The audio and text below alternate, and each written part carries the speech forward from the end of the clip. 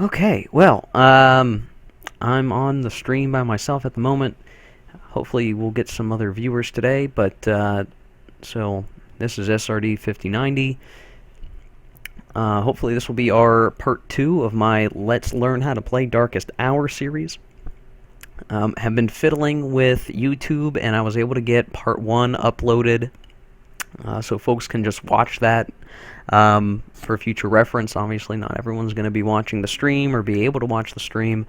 I'm still hoping that as I go through the series and record and start playing, that folks who do know what they're doing in Darkest Hour and are able to help me out will comment and type in the chat and kind of help guide myself and potentially you to being a better Darkest Hour player. I had some fun fiddling with YouTube there, definitely some oddities in trying to get the video file up. It was a very long video. It ended up being like a couple of gigabytes, so it took a while to upload, and then I had to verify my YouTube account so that it actually could go beyond the 15-minute mark for a video, and had to deal with a whole bunch of fun stuff there. But I think I got it figured out. I'm also trying to record this in 1080p instead of 720, so hopefully that will make the video actually easier to see when you're seeing me click through the menus. Watching on YouTube, you should be able to see it better, I hope, for those who like to watch things in 1080p, which is usually the best option. I'm going to pop into the game here. There was a comment on the subreddit thread that I had posted saying that the music was too loud. I'm a little careful of that just because I know for the first part of the video the music was very loud until I took a few seconds to reduce the sound volume, the music volume quite a bit, and watching my own video later I found the music level to actually be okay. It was loud enough that you could hear it and enjoy it, but you could still hear my voice. But I'm open to changing that, so if folks really do have a problem hearing me talk over the music, I will continue to turn it down. If I have to turn the music down to none, I will do that as well, as things are required. So I'm going to get back into the game. Intro off, all the same settings I had last time. I am still using 1.04, though it does not show up here in the launcher, using Darkest Hour full. We'll hit launch and get started. So while that's popping up, one of the questions, or one of the things that I kind of see asked a lot, and I think really even myself had asked at one point in the past on the subreddit to other players of Paradox Games, was, what's the difference between, Hearts of Iron 2, Darkest Hour, Hearts of Iron 3, and a number of other, strategy war games based around World War II. And, the further question beyond that is, well, why play one over the other, or what are the benefits and the cons? And, one of the things that, has at least come to my mind is that Darkest Hour just overall is a more easily absorbable game. I do have Hearts of Iron 3, all the expansions, all the DLC. I got all of that, and it was really, I'll give Hearts of Iron 3 a try. It's a little prettier looking because it is a newer game. Graphics about on par with Victoria 2, but the gameplay, there's a lot of micromanagement. It's micromanagement to a degree that I just don't find it very fun. Sure, there's a lot of options for automation, but they have the whole order of battle system where you have to link units to other superior units that lead to an HQ, and I'm sure, I've read a lot of material on it, I've watched videos on it. I think I get it, but it seems like too much crap to deal with. So then it goes, well, why would you play Hearts of Iron 2 instead of 3? Maybe it's more simplistic. Of course, Darkest Hour is an enhanced version of Hearts of Iron 2, so if you look at it from that logic, you would likely just play this more, you're better off playing this than Hearts of Iron 2. And the nice thing about Darkest Hour is that, one, the modding community is really great for it. It has a really responsive modding community. There are a lot of great mods for it. It's also very easy to mod. I'm actually preparing for a mega campaign that I finished the Victoria 2 portion, and I'm ready to bring it into Darkest Hour, or nearly enough ready to bring it into Darkest Hour, or at least a Hearts of Iron 2 era game, and I was going to manually do the conversion, and Darkest Hour was actually not going to be too bad of a job to do that. It was certainly going to take a lot of time, but less time than it would have taken for me to try to manually convert it to Hearts of Iron 3. There are some converters out there, like Victoria 2 to Hearts of Iron 3 converter, so trying to find a solution to that whole problem has recently presented itself. A user named That's German on the subreddit and on the official Paradox Plaza forums, he's been putting together a Victoria 2 to Darkest Hour converter. It's not in any final state, but it is working reasonably well. I have yet to use the latest version, so I've got to try to do that and see how well it works out. It is a work in progress, and I really, I give that guy some support. Use his converter, let him know things that should be changed, or let him know about the bugs. He's put a lot of hard work in already. He's got a lot of the heavy lifting done, and I think his converter could be, really great and really useful for mega campaigns. So go check that out for sure. Anyway, getting back into the game, single player. I did not save my game from last time. I fiddled around with the tech teams. I clicked around. I did a couple different little things, but I didn't really unpause the game or make any major changes. So I'm just going to start from a fresh game load using the 1936 start date.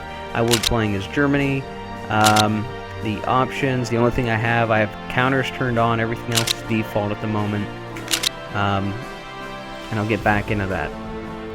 I hope to actually get some gameplay today, or at least try to do some things and unpause, because the entirety of the video last time, the whole hour and 17 minutes of real talking and game introduction, was going through the user interface.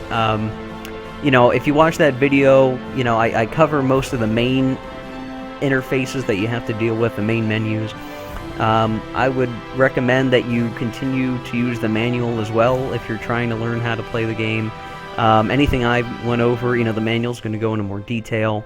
That's going to be, also valuable to you.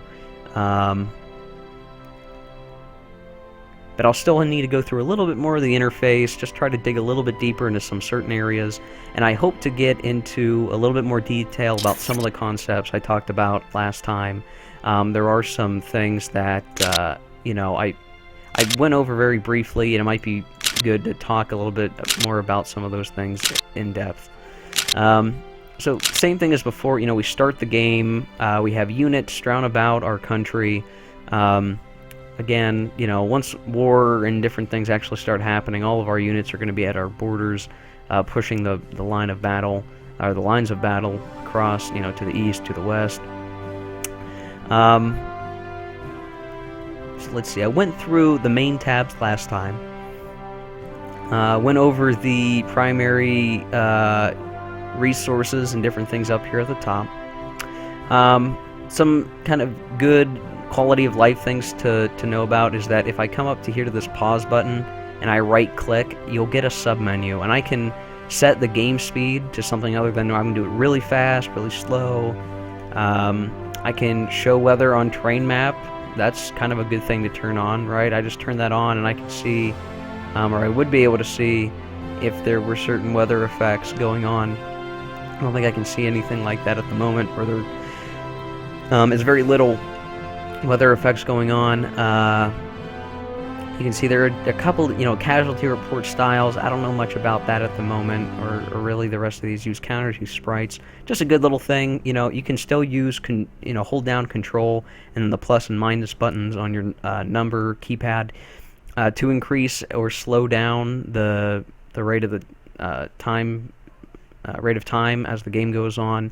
I'm probably going to keep it around normal for a while, just because the game moves seemingly slow for the majority of when you're just moving around clicking stuff, but once you're really engaged in warfare,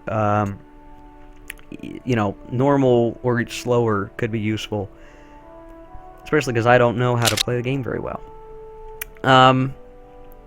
So these buttons up here in the top left, these are sort of your navigational buttons to view different things that can't be represented in the rest of these, or I guess maybe could be represented in the rest of these tabs, but is handy to have while you're still viewing the map. So the default view is just going to be province. Tells you what the resources you're providing and the different levels of improvements in the actual province itself, and details about if you're moving from one province to the other. That's really good to know. You know, attacking across rivers, a bad idea, like a lot of other Paradox strategy games. You know, attacking across rivers, not great. Attacking into mountains, not so great. Those different kinds of things will have an impact. So if you just click this, the very top left button here, view provinces that you're currently controlling. So this will give you an alphabetical listing of every province that is, you know, your color that you own at the moment. Looks like there's some additional information here. Number of divisions in it. So Berlin has 13 divisions placed in it at the moment. It has 10 industrial capacity. Evidently it's not producing anything. No, it's not producing anything. You can also sort. So, you know, it's an alphabetical by default. You can sort by your number of factories, your industrial capacity, sort by combat, sort by resources, sort by manpower, or divisions rather. So this can be useful, you know, especially if you're, you know, you've taken over most of Europe, you've got tons and tons of provinces, and if you're not really great with geography, you might go, oh, you know, your units are getting attacked in, oh boy, Lwów, Straj, Tarnopol, and if you're, you know, you don't know your Polish geography, you might go, well, I have no idea where Tarnopol is, let me go to this, let me go, and it will click, you know, it'll take you to where you want to go, right? You know, where is Landshut? Let me find it here. I'll sort by alphabetical. You know, oh, here's Landshut. Click, and up, you know, center's right on it, right?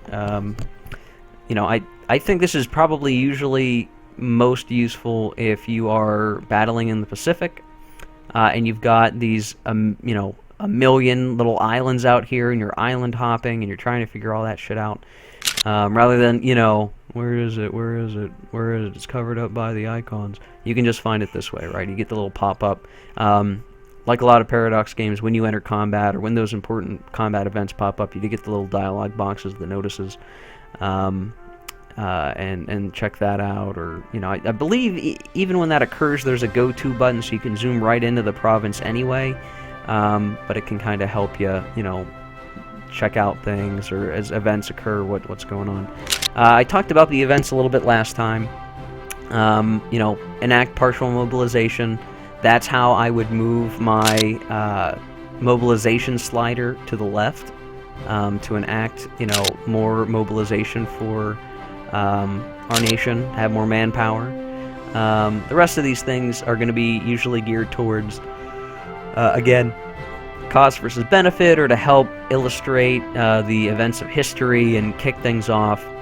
Like reoccupation of the Rhineland, that is something that occurred historically. We are not ready to... Oh, okay. So if I moved a bunch of units into the Rhineland, which is this region over here, if I moved, you know, any of these guys over here to this section, I could take this. I could take this decision, right? Those are the requirements. We are not ready for this decision yet, or have at least one division in all of those places. So we probably have enough divisions. We can very easily do that. Now, if I click that event, it will decrease our relations with France, obviously, with the United Kingdom, with Belgium, Netherlands. Belligerence of Germany will go up. We will look more belligerent to the rest of the world.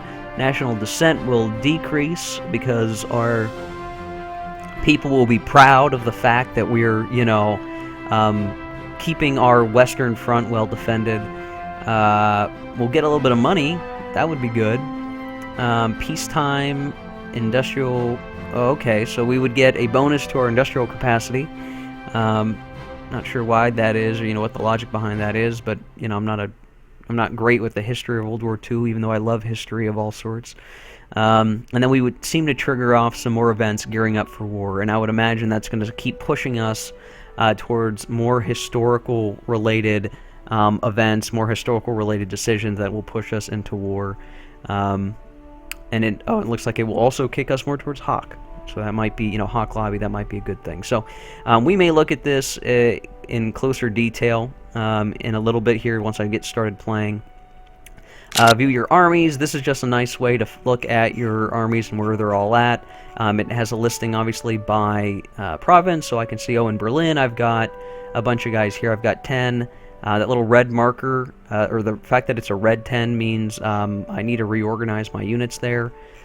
But, otherwise it's a good way to, check in. And you can click this, and it will show you, it'll go to that province, it'll go to that unit.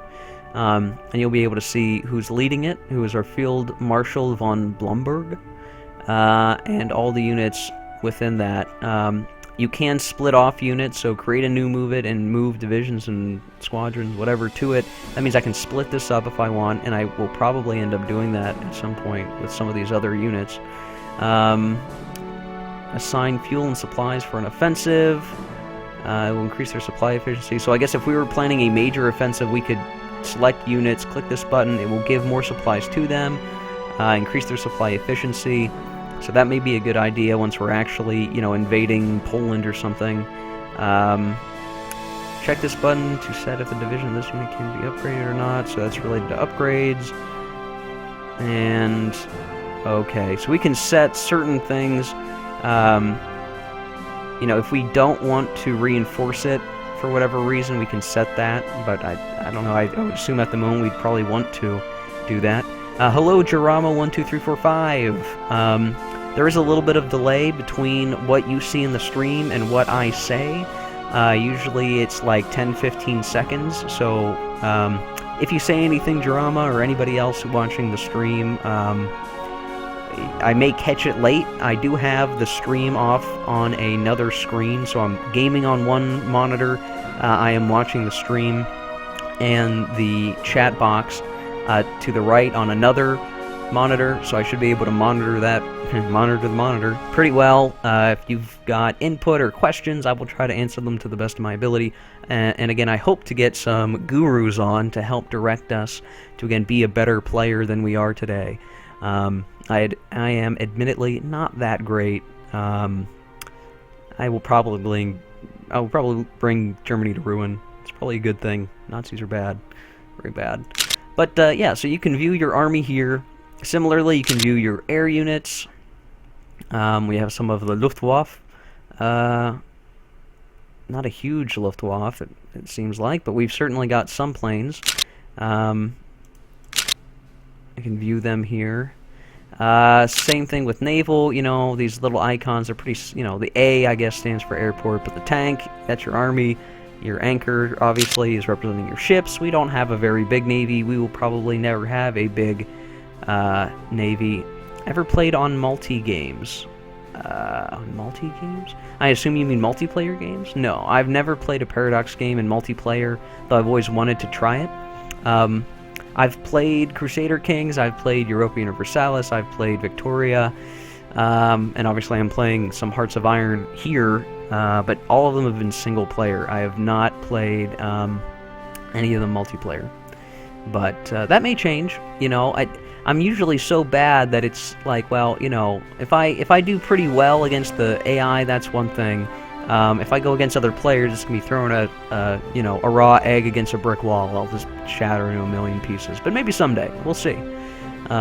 Maybe get together with some of the other guys who've been streaming lately, and we'll all play. Maybe we'll all play a game or something. That might be fun.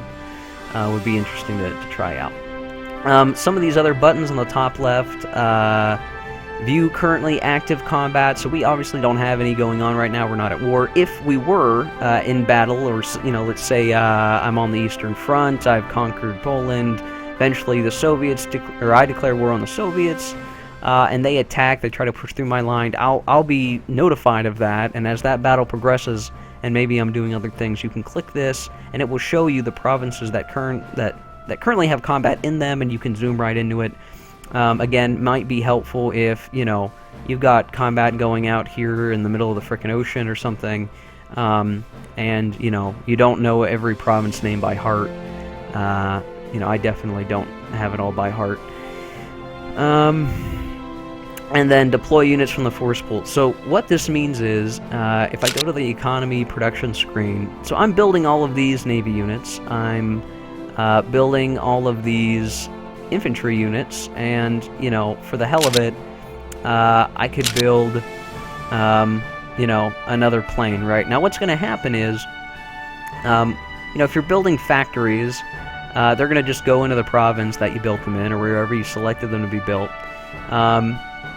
But what will happen with units is, as they're built, they're sort of, Schrodinger's infantry unit, where you have yet to deploy them. They're in this force pool. So as we build these things, they will be in this list. Then we'll be able to click that, and it will show them in the left, and it will be, planes, boats, men, whatever, tanks. And what we'll do is we'll select them, and then the map will change its view to show us the locations of provinces where we can deploy those units. So it can be helpful to, you build them, and then you deploy them near your front line, or wherever you're able to. You can't deploy into every province. I think there's some logic behind where you can place them. But that is where you'll actually get units. It won't be like other Paradox games, where, if you build a unit, it's just going to pop up in the province that you built it in, and then you just go off and send it to wherever you're going, or the levies in Crusader Kings, where they just pop up wherever the levy is. You build and you choose where you want to deploy those guys. There might be some more intricacies to this that I don't fully understand, but we'll get to that once I start building more units. Drama is commenting, I did a very interesting Hearts of Iron campaign playing as Italy while a friend of mine was playing Nazi Germany. We spent more times actually talking about what we could do and elaborating strategies to conquer the world, but it was indeed fun. Yeah, I guess if you were playing multiplayer, but you're playing cooperatively, like everybody's Axis or everybody's the Allies, that could be a lot of fun, I'm sure, right? Maybe one guy's playing Britain, and you're, trying to hold the island, and the Battle of Britain's going on. And you go, to your buddy who's playing America. Hey, man, when the hell are you getting here? When's D-Day starting? That would be fun. I could see that being fun. It'd definitely be interesting. I would be very cautious of trying to do that now, because, I don't think anybody would want me as their teammate. I'm just not that great yet. We're fixing that, though, as we're playing. I'm telling you what I know, and we'll get a better understanding of things. So those are like the main buttons up here. You'll probably use them a lot. Like all good Paradox games, there are different map modes. This one being the political map mode, it's usually the one folks like to use the most, right? You like to see the world painted your color. There is a terrain map mode. It's not as pretty as some of the other Paradox games because of its age. So you can see, it's done by color. Now, obviously, yellow is desert, and you can probably guess that, right? It's Sahara and these sort of deserty regions of the world. These sort of, this beige color, or this sort of light brown color, almost green, is plains. Darker green is forest, or green is forest. This weird kind of pukey green is marsh. Brown, this shade of brown anyway, is hills. And then, like, these gray colors are mountains. So maybe, think, misty mountaintops kind of thing. Those would be mountains. And so, you can use some logic to kind of determine, well, if I attack into mountains, that's probably a bad idea. If I, am defending in mountains, it's going to be better, right? So sometimes it's, really important that you hold the line in mountains. And it might even be better to retreat to mountains, because you're going to have a better defensive posture there. Looking east, there aren't so many mountains, right, between Germany and Soviet land, but, over here in the middle of Europe, there's tons and tons of mountains. Actually, they apparently have classified most of Greece as mountains. That's kind of interesting. Wow, I didn't, I know it's hilly over here. I'm not sure that it should be called mountains, but I'll jive with that. That's cool. You know, over here, sure, yeah, mountains, but over here, I don't know. Interesting. I guess, yeah, they are mountains. So yeah, so you kind of want to pay attention to this, you know, if I was in political map mode and kind of checking things out, you know, if I knew my geography really well, I could probably guess, right? Like, I know there are mountains here on the border of Italy, you know, I know that from just about, you know, everything, right? I should be able to tell, you know, why these areas might be better defended than others, but, you know, it's a pretty easy thing to switch over, right? Not too bad. Weather map mode, yeah, it's kind of useful, you know, it's saying, okay, these are frozen, you know, Pinsk is a marsh, it is frozen at the moment, the climate is temperature and muddy, cool beans, over here in Lignitz, it's clear. Now, I do have the, show, the weather on terrain maps, so, you know, I kind of don't really need to worry about that. So you see the nice little, the cool little icons here. It is frosty, frozen. It's frozen. You know, so that's, you know, you kind of, it defeats the purpose of this map mode unless you really wanted to see it this way. You keep it on terrain and you have that icon enabled, you can see when it's bad news, right? If it's frozen in Russia, that's going to have a big impact on your overall strategy. What else do we have? Economic map mode. You know, you can see it's giving us information about manpower, industrial capacity, and resources being built there. I wouldn't really use this map mode very much. It's nice seeing what gets built where, but you can see that easily enough by just clicking on the provinces as you're, you know, running around doing stuff. Supply map mode. This is kind of important because you want to make sure that you have your supply everywhere, right? So this outline is saying, well, clearly everywhere within our borders is good supply. The infrastructure is good. Nothing's impeding us. Also, one province deep in other countries' territory, if we were to go at war with them, we at least have, you know, our units would be supplied in one province going forward. So that's kind of good, right? As we break through the enemy lines and start conquering more areas, we want to make sure that we have a supply line. We want to make sure that our series of provinces are green all the way up through where our units are. If they're not supplied, they will lose effectiveness in battle, and they will likely lose combat. So you may want to switch this on occasionally just to double-check yourself to make sure that you can get supplies to your units, that you have that ability to get things there, because, again, without it, or if you get cut off, you're going to pay for it. Partisan mode, obviously this is just going to let us know if there's partisan activity, meaning as we conquer areas, enemy provinces, there may be partisan activity as they try to resist our rule. That will help paint that picture. Region map mode, this is just going to show the map subdivided into regions. That is helpful sometimes because some unit missions like aircraft and boats will operate on a region level. So, you know, you might say, okay, well, I'm going to do a, you know, send my planes on mission to intercept this whole region or something along those lines, right? It's important to know what regions are where. That can be further subdivided into areas, so, you know, an area belongs to a region, so on and so forth. Diplomatic map mode, you know, your country's going to be green, the allies of your nation and puppets and whatnot will also be green, yellow will be neutral, and red will be countries you are at war with or are your enemies. That's pretty straightforward.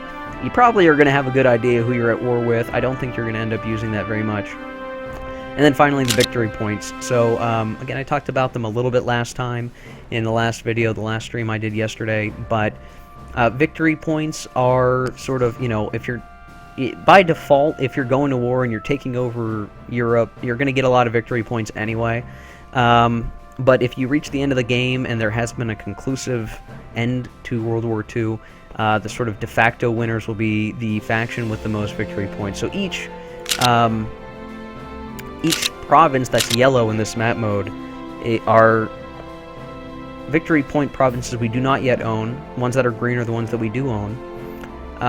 So obviously, you know, the basic premise here is go after these victory points where possible, right? You know, this province, you know, Paris is more important than Troyes for obvious reasons, but Lille or Lille is more important than Leon. So if you got a choice, I guess go for those ones. Though, if you're invading France, you're likely taking over all of these other provinces anyway. So something just keep in mind.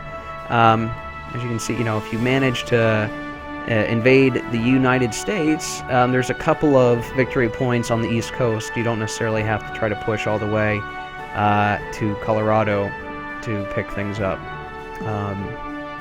Yep.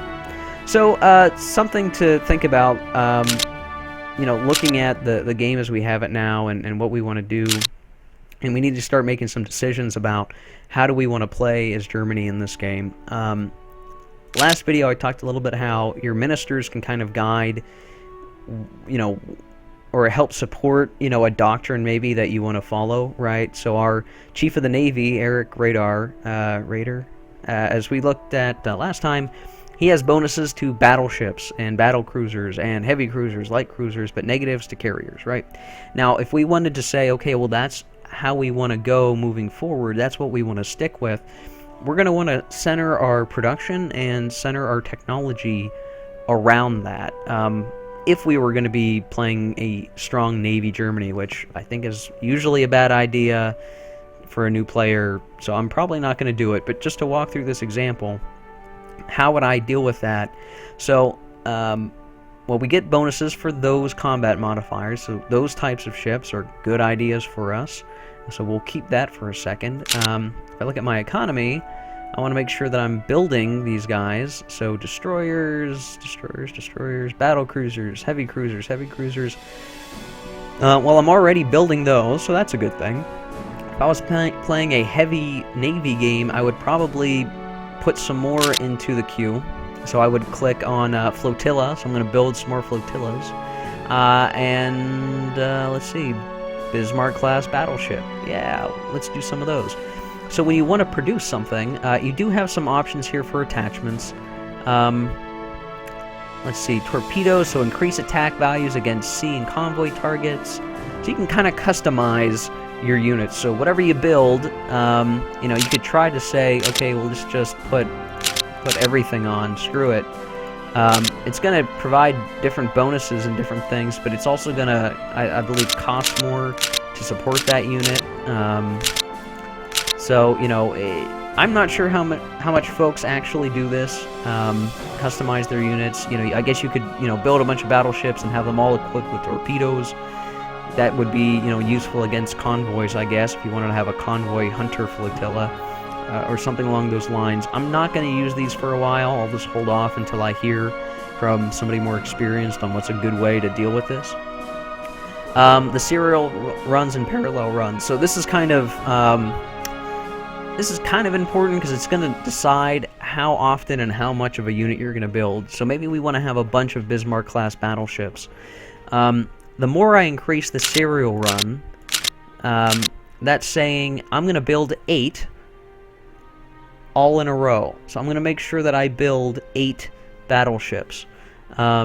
Because I'm saying parallel runs, I'm saying we're going to build 1 at a time until I have 8. So that's going to take 11,682 days to develop. So, obviously battleships take a very long time to be constructed. If I do 1 at a time, it's going to take forever. So I might instead say, well, let's build 4, or maybe 3, and let's do 3 parallel runs. Now that means we're going to be building 3 of these battleships, and we're going to build 3 at a time. So 3 of these battleships should, in theory, if we have enough production allocated to our industrial capacity for production over here, we'll get 3 battleships, and they'll all get produced roughly around the same time. So yeah, so I've got a leader that increases our ability to have battleships, so I should, in theory, build more battleships. So I'm going to add them to the queue, right? Building more, and what I've actually done is I've set it up so I'm building 3 runs of 3. So at the end of this, I'll have 9, but they'll do 3 at a time until we've created 3 in each run, essentially. So be careful with that. Don't assume you're only going to get 3 of these guys. If you only wanted to do 3, what you would do is 3 parallel runs with 1 serial run. So in 3 different locations, 3 Bismarck classes will be built. So you'll just have 3. Right? It's sort of multiplicative. So I'm going to end up with 9 more. That's going to be a pretty strong set of battleships.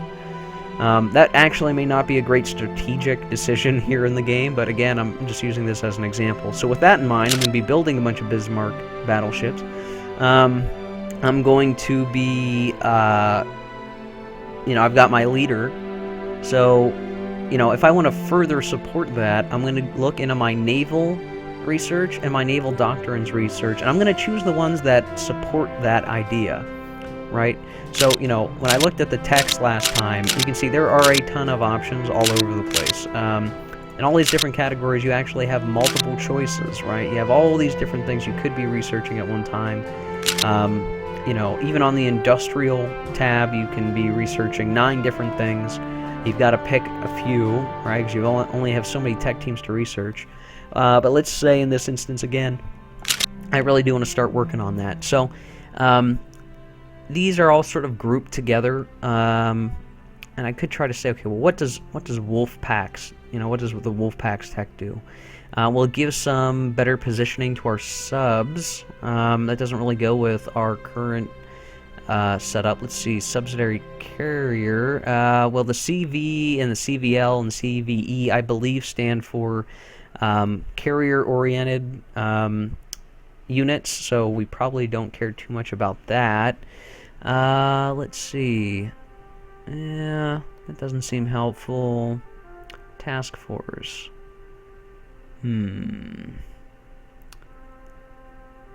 Okay, so some of these battle cruiser positioning, so these are potentially things that we do want. Battleship, and yeah, that's probably more what we want. Fleet in being. It's red. I wonder why it's red.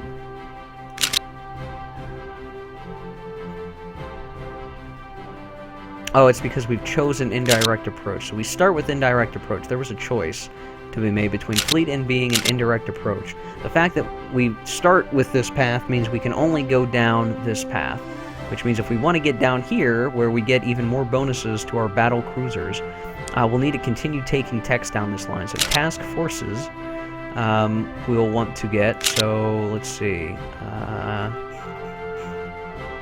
Alright. Hey, look, our Navy minister is available as a tech team. Well, you know what, man? Let's do that. Start researching task forces.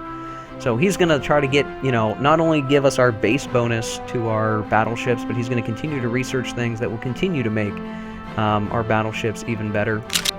Under Navy, of course, we actually are looking at unit improvements. So if we want to stick with the whole idea that we're going to keep having battle cruisers and heavy cruisers and battleships, we will want to look to getting upgrades here. Now that will change the class and model of our units, which means we'll likely need to build more.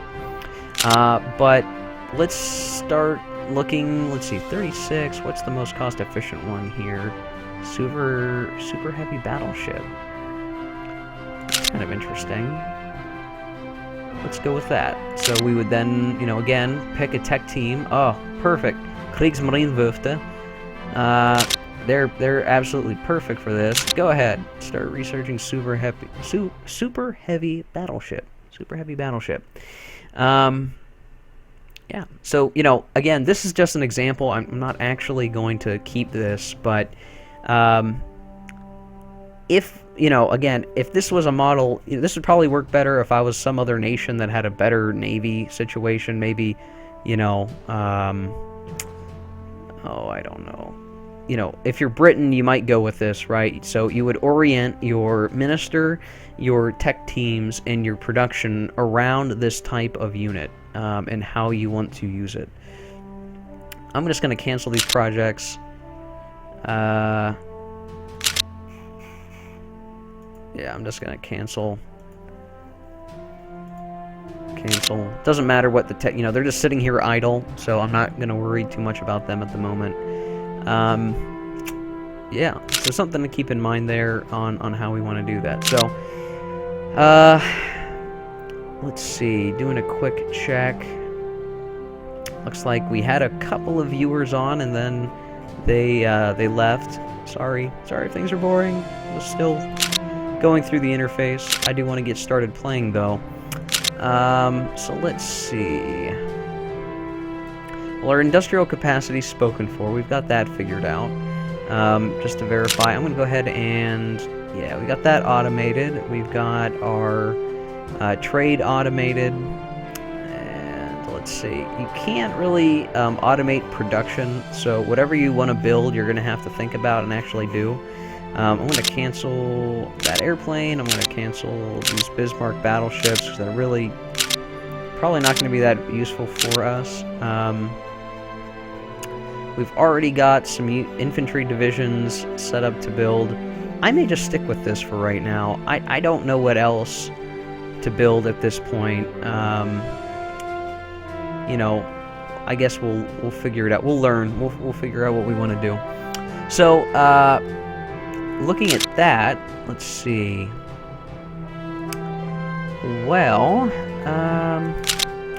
let's see, Italy. Well, I can't seem to do much for you at the moment. Oh, so you will take...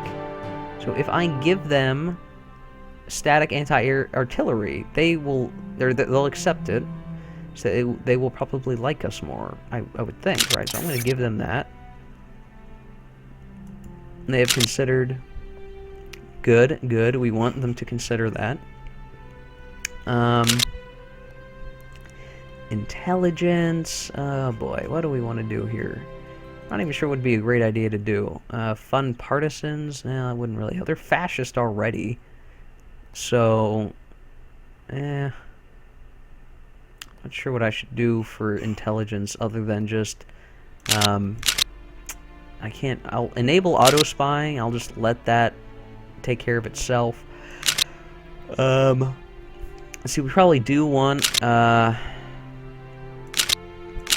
start some things. So I will start that. Werner von Braun, where are you at, buddy? We'll get you working on the rocket engine. Yeah, we'll start that. Screw it. And let's see, what else? Land doctrine.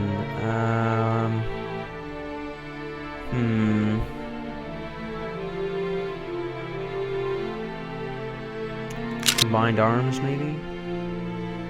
What's the year on that? 1938. Yeah. Sure. Whoops.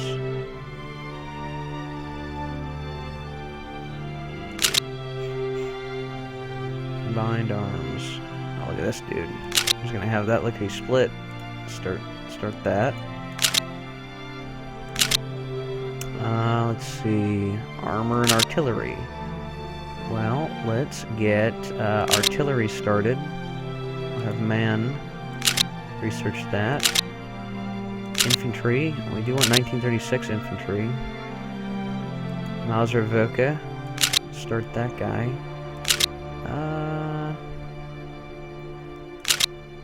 And, you know, I would also like production. Or, well... I have to wonder. Atomic research? Do that. I like the idea of getting the bomb early if I can. Yeah, there we go. And we'll leave the last tech team open for now. Okay, Jarama's got some comments. Honestly, you should even build any ship, but the ones already in production shouldn't. From 36 to 38, full industrial is a much better idea. Remember that if you include Italy in the tripartite pact, they'll join the Axis as soon as you capture Paris, whether they like you or not. Production 35 is a must ASAP. Okay. Well then, I will cancel atomic research, and I will go with production 1935, and get that. Who would be good? I'll go with these guys. Okay. So thanks for that. Production 35 is essential. If you include in the tripartite pact, they'll join the Axis as soon as you capture Paris. Well, I'm not sure when I'm going to be capturing Paris, so, well, all right. Well, maybe I'll leave off dealing with Italy for now. Let's see. Shouldn't build any ships. Yeah, I wasn't actually going to build any of the ships. I was sort of not sure how much you saw, Jerome. I was doing an example on how you would combine. You know, if you're going for a certain strategy, how to combine that. So our current Navy minister supports battleships. Orienting myself around that, you know, with the different techs and things, what would be good to choose. Obviously, I am not playing a heavy Navy Germany, so I'm going to leave these as is, but I don't expect to be building too many more ships for the time being. Maybe a lot of U-boats or submarines, whatever, and go from there. And I'm going to assume that for now, the infantry that I have currently building are also fine. And I'm gonna go with the idea, at least for now, that what I have as to start is okay. But if you've got other thoughts, let me know. Next thing I probably want to look at are the decisions. So, anti-Comintern pact. So the destabilizing influence from the Comintern was a constant worry for many world leaders. In 1937, Germany sought agreements with Italy and Japan for a 5-year period to share information and assist each other in containing the communist influence. It's going to set our policy towards closed. It's going to set us towards interventionism. It's going to decrease our relations with the Soviet Union. And we will no longer have some national provinces. I'm not sure if that's a great idea, but let's see where those places are at. I don't know. But what would I need to pass this here? Not at war with Abyssinia, so they're tied up in a war, and Spanish state at war with the Spanish Republic, so the Spanish Civil War has not kicked off in the years at least 1937. Well, it's neither of those.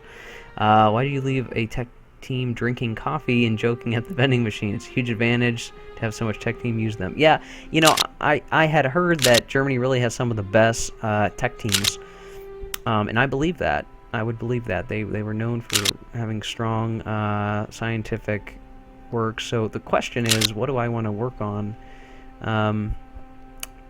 I do like the idea of trying to get the bomb as soon as possible, but I don't know if that's detrimental. If I were to try to like atomic research, like I would like that. I would like to get that, and all of the things tied up in that. But we'll go with that for now. Again, you know, if there's a must-be researching list besides Production 35, I'm happy to change it. I am gonna unpause very soon, so whatever I have is gonna be wasted effort. I think if I cancel, I lose all of my tech team investment, I think. So, I don't know. I'm going with basic computing machine, rocket engine, so we can work towards eventually getting rockets, and come on, Werner von Braun, of course we want to be looking up rockets. Combined arms offensive for just general bonuses to our guys, improved interwar field artillery, that is so we can get better tanks later. Better infantry division, because we don't even have the 1936 version, and it is just starting 1936. Product standardization, that's Product 35, and then faculty of atomic research, that's to start with the getting the bomb. I want the bomb. I want the bomb. The secret weapons tab is going to show a lot of, you know, how do we get the bomb? How do we get nuclear, you know, armed things, right? So we want to eventually work our way down here and get, you know, all of these sort of different things related to that.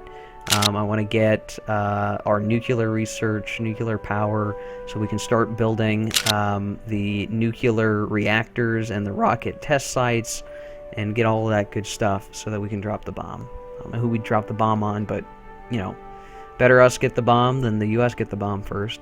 That would be useful. Let's see, back to the decisions I want to look at. Enact partial mobilization. So I can pass this, and I would get more manpower. I don't know if I want to do that yet. I'm not sure when would be a great time to do it. I satisfy all the conditions. Issue currency. That's basically just going to give us some money. It's going to cost a lot of money. 1,000. That's quite a bit. But our industrial efficiency is going to get lowered. I'm not sure I want to do that yet. Prolonged terms of service. Oh, this is another conscription event, so this will... Let's see.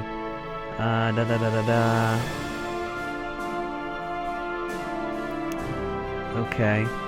Purge of the army. By forcing the disloyal and unreliable officers in our army to resign, we can be sure that only the better and most trustworthy officers can lead our soldiers. This will surely raise their morale, even if we might face some resistance from the public opinion.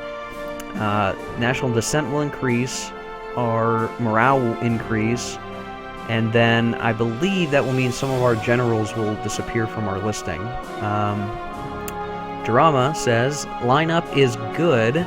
Remember to check that box on infantry production tab and add more in the queue. That way when infantry 36 is researched, they automatically upgrade. There's a gearing bonus if you put more units in the queue. Oh, right. So the gearing bonus, the more you produce a unit, it's sort of simulating the better that your nation is getting at doing that thing. So, you know, if we build a lot of battleships, for instance, it will eventually... you know, our factories will just get really good. We're getting more efficient at building these things. We know the right way to do it, and you'll build them faster. So he's saying, oh, auto upgrade. That is a really good suggestion, Drama. I thank you. So this box here will say, well, here's the tooltip. Upgrade unit and brigades to the latest available models after the completion of the current item. This may reduce the accumulated gearing bonus. Disabled for buildings. Interesting. Okay. Well, then I'll just say, sure, upgrade that shit. We'll do it up. And I'll do it for the motorized infantry too, because fuck it. Fuck it big time. I still need a lot of my IC dedicated to upgrades for any of these upgrades to eventually actually occur. So I don't know, Drama, if you're watching. I don't know if I need to be concerned about upgrades at this point. What I expect to have happen is by the time I care about upgrades, I'm already going to be even further ahead in tech, and I'll have a lot more obsolete things to upgrade. So I'm not sure if it's better to upgrade now or upgrade later. Hitting the plus with control and shift will add 5-10 more in queue. Do I want to add more to the queue? Is maybe a good question. Control shift plus? That's setting the game speed, so maybe I'm... Oh, I think I increased the line length, right. So I can increase that, yeah. So if I wanted to change how many of these guys I was building in the location they're being produced at or whatever, that's what, yeah, gotcha. I don't know, I mean, so here's the question, do I want to be building a lot more infantry? Because right now I'm building 4 motorized and... I don't know, 10-ish infantry divisions. You know, is that sufficient right now? Should I be building up even at the moment? I have a 124 manpower, and I don't know if this is just a arbitrary representation or if that means like 124,000 men or something, but I don't know if that's a lot. Upgrades are not important before Barbarossa. There is not huge difference between 36 and 39 units. 42 units is another story. Might be interesting by then, but so far, don't waste IC and upgrade. Better create units. Okay, well that makes sense, Drama, that we keep what we have. So I will do that. I will keep what we have. I will not worry about upgrade. In fact, I will just take that down to 0. Oh, it won't even let me take it down to 0. Give me that. Alright, well, whatever. Okay, so it's useless to tick the box if you have only one in queue. It takes effect after the current one is finished.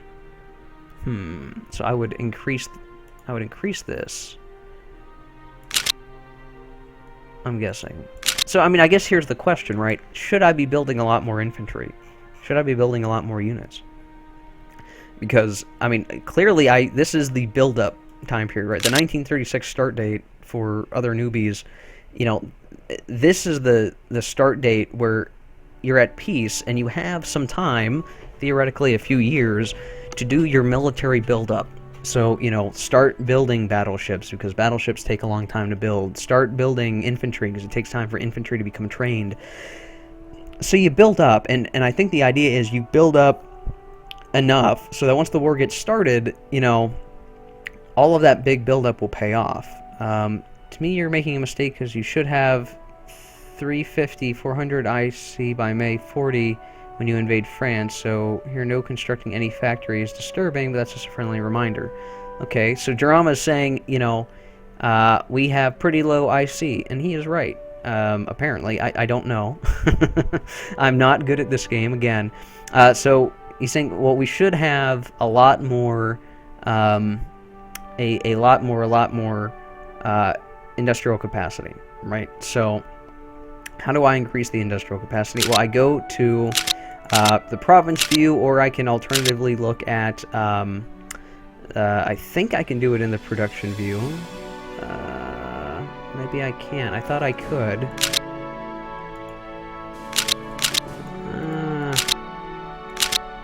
I guess I can't. I gotta do it by the menu. Interesting, or the province view. So what that means is I want to increase our factories. So industrial capacity, 10 out of 10, right? So I don't think I can build any more. No, I can. I can build more. Alright, so I guess I should be building more factories. I guess that's the other question. Should I spend more time in building and increasing existing industrial capacity provinces, or should I start brand new factories in provinces that don't have a whole lot, like maybe, I don't know, Tübingen has 1. Should I increase that? Or should I get Frankfurt am Main up to 5? Right, that may be, if I look at my provinces and sort by industrial capacity,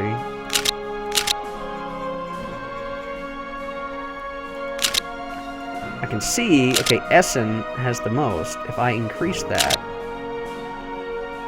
maybe that's the better way to go. I don't know. Go to Berlin. I already put that one there.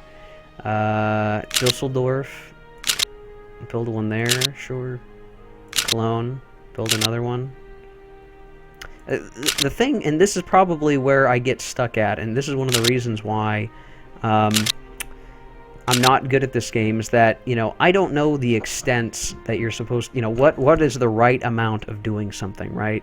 Because you have a lot of options. If you play something like Europa Universalis or Victoria, you kind of have a hard cap on how much of something you can actually do, so you feel it out, because you're only capable of doing so much. But in this, I always feel like in Darkest Hour games, or Hearts of Iron games, there were so many options you could start doing, and I think it's very easy to fuck up.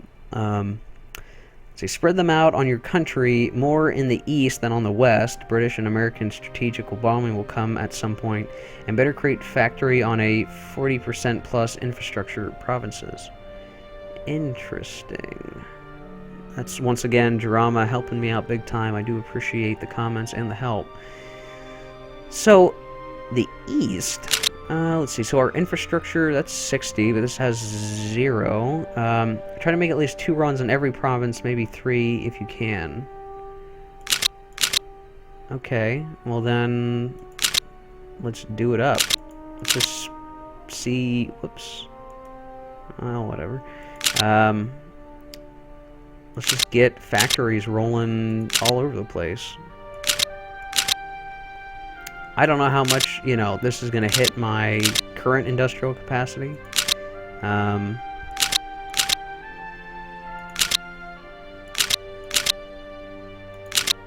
we'll see.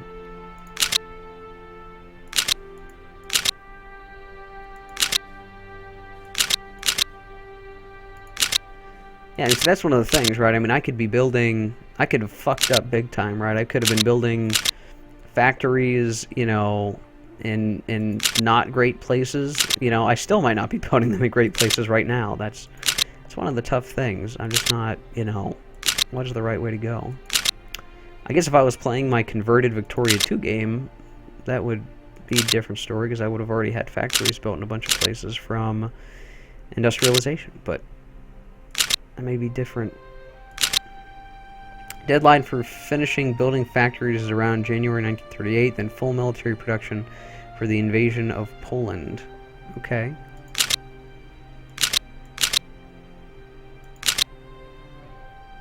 I mean, I'm just spamming factories pretty much everywhere. You know, this may come to bite me in the butt, but you know, this is a learning experience. If I fuck up, then I fuck up. What's the worst that could happen? Nazis lose? Well, that's not so bad. You know? Sorry, Germany. Probably gonna lose the war. Feel bad, man. Feel bad. So I've got like a just utter shit ton of factories that are gonna start rolling out of here. Check your production tab. You cannot afford building that much. Oh no. Oh no. I'm overbuilding now. I'm overbuilding factories. So I wonder... Oh, I see. Okay, so that's... I'll unpause for a second and just let things... Alright, so I need 283 production. That would pretty much ruin everything else. Alright, so I overdid it, apparently. I overdid it. Well then... I'm gonna need to cancel, huh?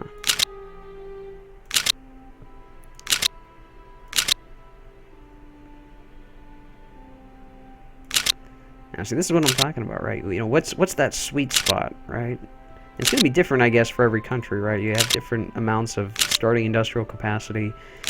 You know, it seems like, you know, Germany is the most played nation. It always seems like that's the one everyone starts with. I chose it for this Let's Learn. But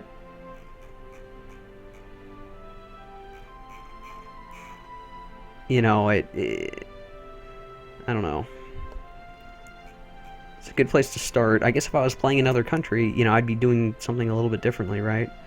You know, my first thought here, while I'm trying to mull over these factories, is that, you know, I want to look to these decisions to kind of help me down the different paths that I could be taking. Holy shit, I'm not going to read all of that, but what do I need to do to pass this? Oh, okay, so I need to reoccupy the Rhineland, then I can repudiate the Locarno treaties. Cancel every troop construction. Oh, alright, well. Okay. Sorry, men, go back to being millers and farmers and factory workers. We don't need you. Go away.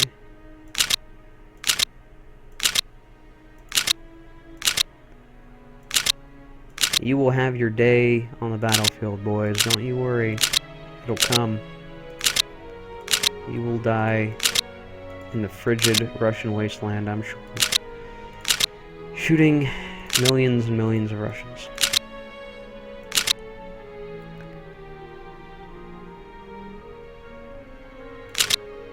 Keeping eye on the ETA. Alright.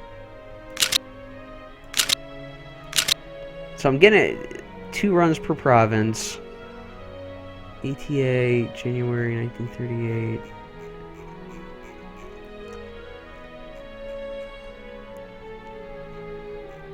Yeah.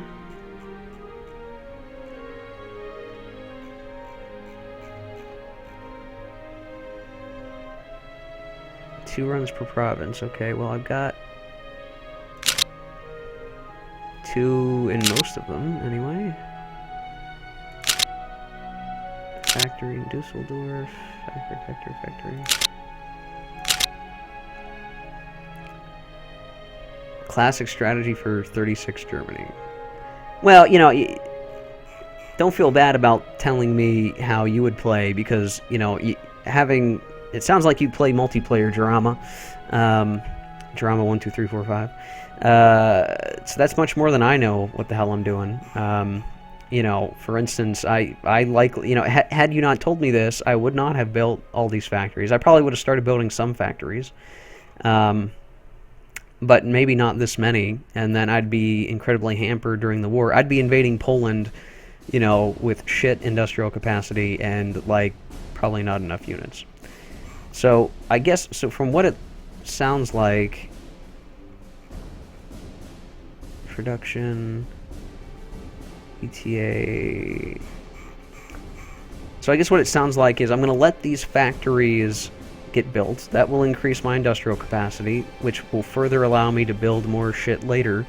And once all these factories are done being completed, I will be doing lots of unit building so that I can invade the Poland. That makes sense. I guess that seems logical, right? There's plenty of pitfalls one could miss if you're not, if you don't know these things, right? And unfortunately there aren't, I've not been able to find a whole lot of guides that really point that out, right? Or, the Let's Plays, pretty much every Let's Play I can find of this game is pretty much all Kaiserreich, and there's nothing wrong with that. It's really hard to know what strategies you would want to use for vanilla. Convoys are almost useless at 90%, Drama says, of your supply routes. 90% of my supply routes will be on land.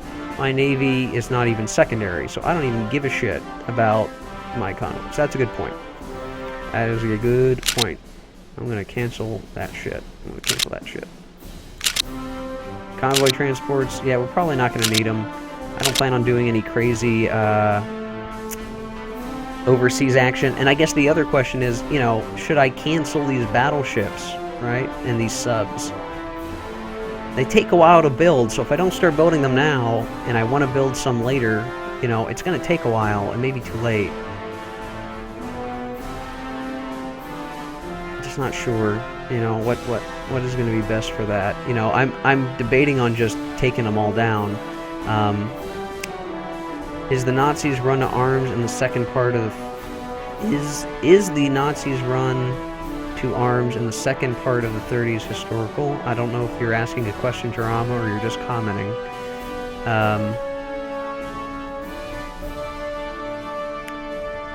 Is the Nazis run to arms in the second part of the 30s historical? Well, I'm a fan of history. I absolutely love history. World War II is not the one that I'm super knowledgeable about, oddly enough. To the detail I might know other bits of history, but I am somewhat familiar with those, events, the interwar period, and what happened with Hitler coming to power, and the appeasement things, and the increase in military. So, yeah, that's historical, I would imagine. How we are going to, model that in game with what choices I make, that'll be the interesting decision. That will be interesting. So, yeah. Well, because there is a delay, so as I read things, and how they're presented on the stream greatly differ in time, I'm going to wait to cancel these ships until I get more input from Drama.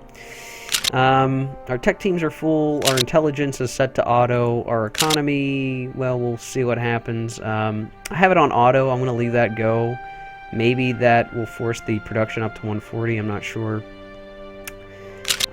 Diplomacy, I'm not sure if there's anything we could be doing at the moment. I don't know the order of operations of, what nations I could be starting to do stuff with. I could do some really wild shit, like try to get on USA's good side, but the one thing that's going to make it tough is they are a social liberal. So government type will have an impact on diplomacy, I think, to a certain degree. If I'm National Socialist or Fascist or whatever, I am less likely to be on good terms with a social liberal or a market liberal or a social conservative. Similarly, I will probably not be on great terms with a Stalinist or Leninist, communist regime. Countries of similar governments like each other. Only build forts at the French border. They cost a lot, and the one in Kiel is useless. As the landing beach is on the Baltic Sea, you can blockade that easy by moving navy there. Building forts. Well, I'm not sure. Where am I building a fort? I'm building a fort in Freiburg. I'm building a fort in Mainz. I'm building forts in Saarbrücken. I'm not building in Trier, but they're not actually on the border of France. See those sliders? They are extremely important. Move one stage to central planning. Yeah, I do know about the sliders. I am familiar with the sliders. Something I mentioned in my first video, which you might not have seen, Drama, is, I do understand that there are benefits to being one way or the other. But I was going to save my first click because I wasn't sure what the best one was going to be. So you're saying move to central planning. Yeah,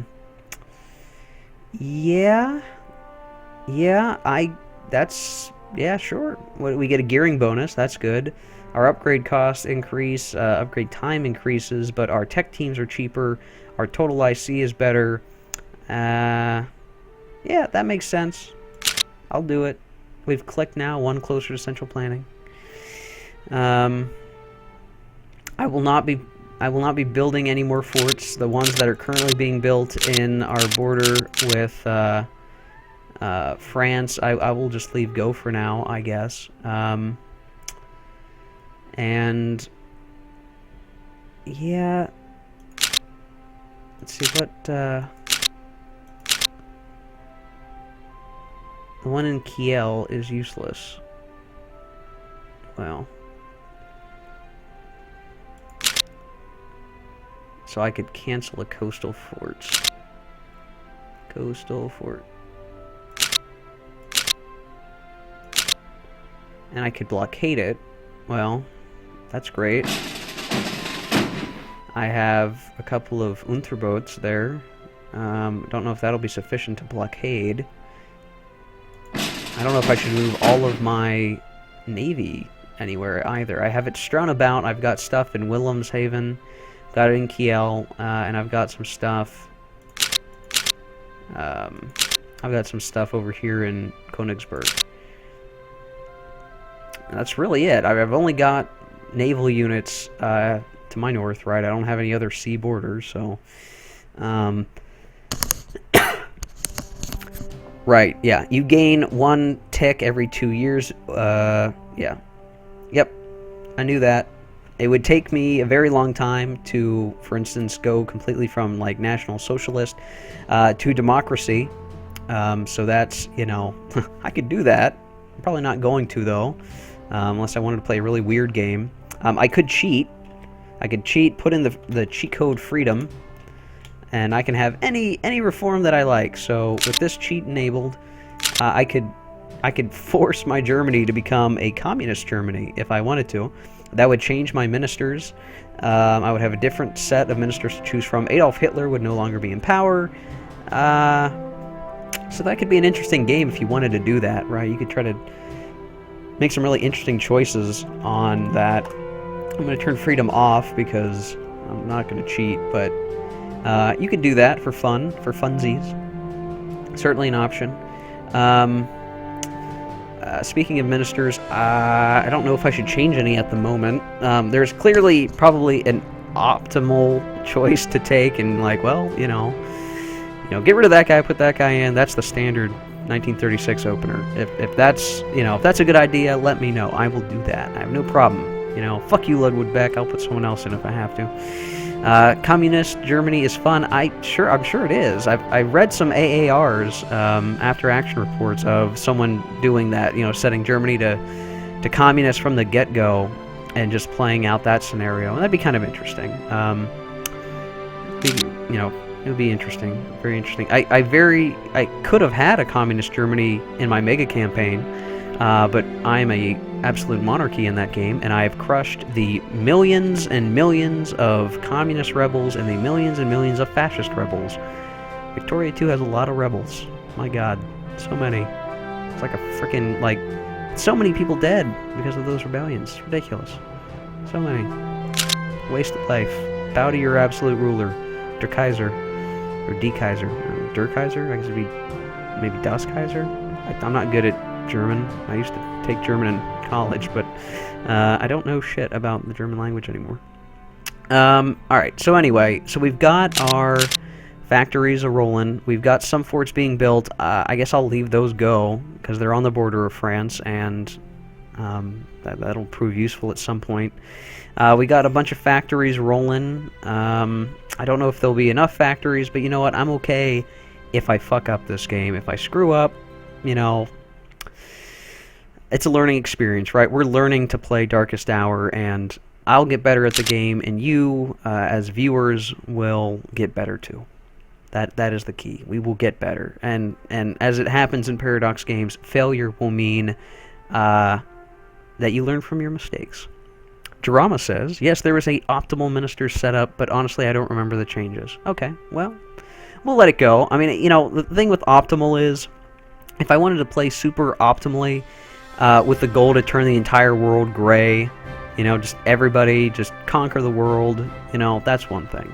I'm probably not going to do that. In fact, what's probably going to happen is, I'm going to get my shit pushed in by the Soviet Union and America. It's going to be, you know, historical Germany. I get pounded, and that's going to happen. I'm okay with that. If we lose that bad, the main thing I want to make sure that I do is, you know, and what we see in this series is that the basics, you know, you can learn on top of what's going on. You know, maybe I'll get into some of the, you know, the aircraft missions and what would be good. I think I saw recently in one game, somebody set all of their interceptor wings on a mission to intercept, or one of the missions. I'd have to look. Air superiority, and they did it around Berlin. Probably not worth doing now because I'm not at war, and that would just soak up oil or other resources, so I won't do that. But once we're in combat, or once we're actually at war, I will probably set the... I will probably set some planes to air superiority around Berlin, because I do not want Berlin bombed. Strategic bombing will lower my factories and will lower my industrial capacity. Jarama says, may I link you the DH Wiki page about the German strategy? It helped me a lot when I was playing. Very interesting. You might want to read it later.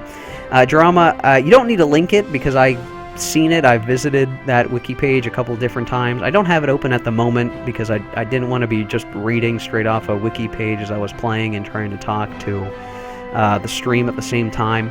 So thank you, though. I do have it. Feel free to post it in the chat anyway for other folks to read, any other newbies. I think the Darkest Hour wiki is the same as the Hearts of Iron 2 wiki, though. Unless there is a dedicated Darkest Hour wiki that I'm not aware of, in which case that would be useful too. I've only seen the Hearts of Iron 2 wiki, and I've read the German strategy there.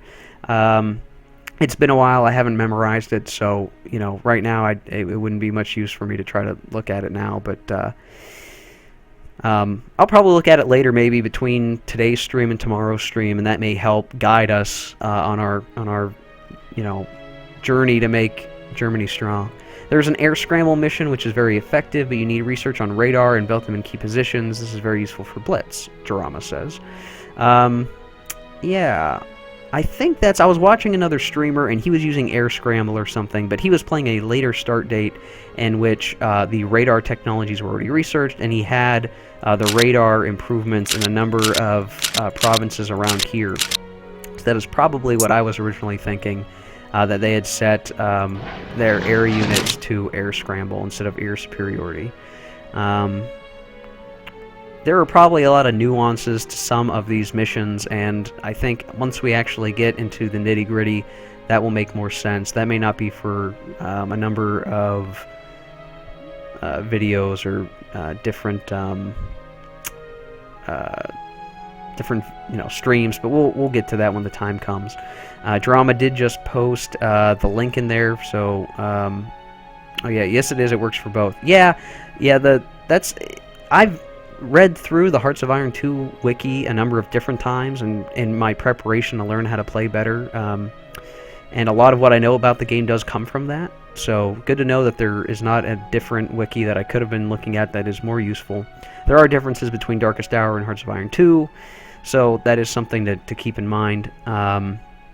But it largely works for both. I think I've heard somebody say, you know, it's like 80% the same, so you can't go wrong with reading it. So I would recommend that for viewers, other newbies as well. Use the wiki, use the manual as additional resources. I'm a learner by example, so I always learn best when there's an example presented to me. I'm creating this video in the hopes other folks are like that, and seeing me fuck up or see me succeed will help you in your own gameplay. So do check that out. Anyway, back to our production. We got the factories rolling. We got our tech teams rolling. I've enabled our intelligence to be auto-spying for now. I've got our industrial capacity set to auto allocate, so that'll take care of itself hopefully. If I should be changing that, I can do that too. Diplomacy, I don't know if there's anyone we should be talking to at the moment. I could be doing some deals, I could be doing some things. I did give Italy a free artillery blueprint, so, and that's still in the process. That is still occurring. I think it cost me some money, which maybe I shouldn't have done that. Now I'm really low on money, and I may need to take that decision to get Mo money. But we'll see.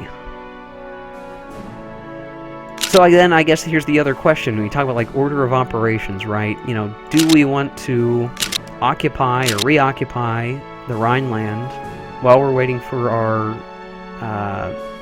factories to get built, right? I'm trying to think of what was the original time frame that Hitler had the army reoccupy the Rhineland. I don't recall, unfortunately. I've got some History Channel documentaries on my DVR that I might have to rewatch.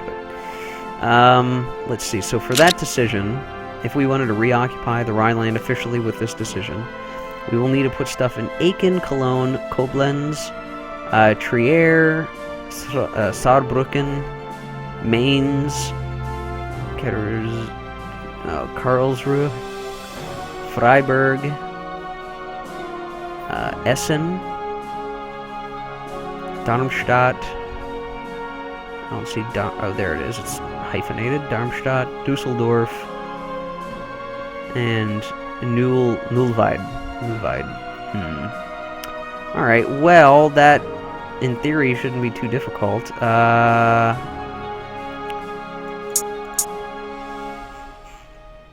Check Sweden every few days for cheap metal. It's a key for Germany's success. They'll take small amounts of supplies for large amounts of metal, or something similar. Okay, well, let's see. Sweden. Hello, Sweden. Oh, we do have a trade agreement.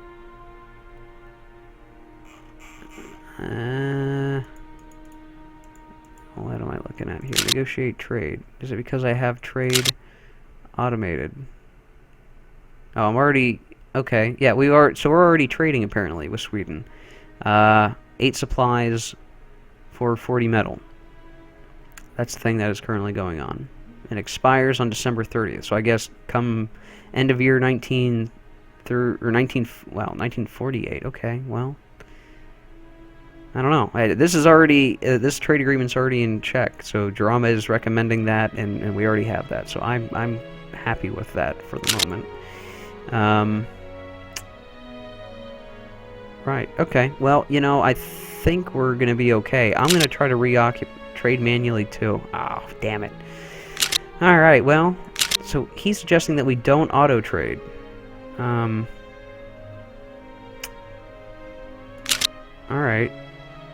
Well, that's fine, too.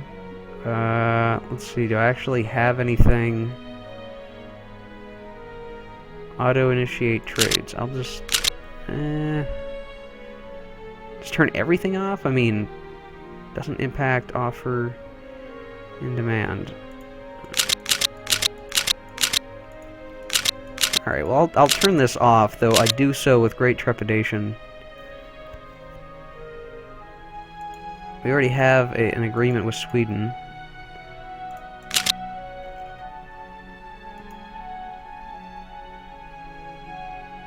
Yeah, alright. Anyway, so, for good or for not, I'm gonna reoccupy the Rhineland. Fuck it. Let's do this. So, I have 8 divisions, all set up in this, 6th Army Corps, under General Fleck. Yeah, 8 divisions. No, auto-trade, but also go into diplomacy every few days to trade manually. Oh, okay.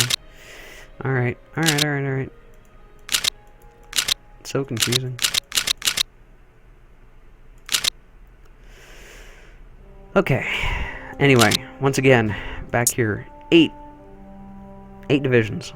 What I'm gonna do, I'm gonna create a new movement unit. I'm gonna separate, reselect, split, separate, this probably is not optimal. I'm sure that, like, this, what I'm doing right now is probably not the greatest idea. I'm okay with that for right now. I'm cool. I'm cool. What I'm gonna do, I'm just sending these guys now to reoccupy the Rhineland via open negotiations. Yeah, I was in there. So, Sweden, where's this guy? Sweden, open negotiations. And trade is not allowed yet for resources. It is grayed out. I could give him free shit, I guess. But I'm not going to do that. But I'm assuming this is what you mean by wait every few days. So assuming after January 1st, this option to trade resources, at least I think that says resources, all grayed out, that will become white, and I'll be able to choose to trade resources. I've done this in other practice games that I've done, so yeah, you can do that. You can manually trade. We'll do that when the opportunity presents itself. Let's see what else.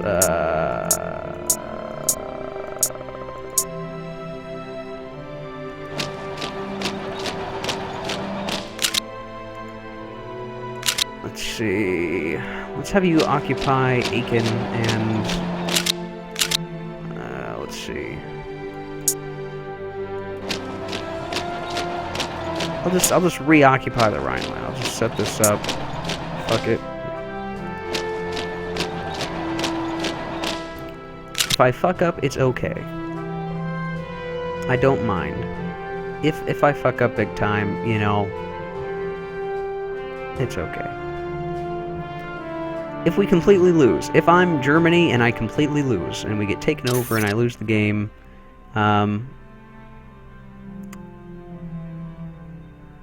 those decisions they're available already. Did I only have to... Is it an or statement in the logic?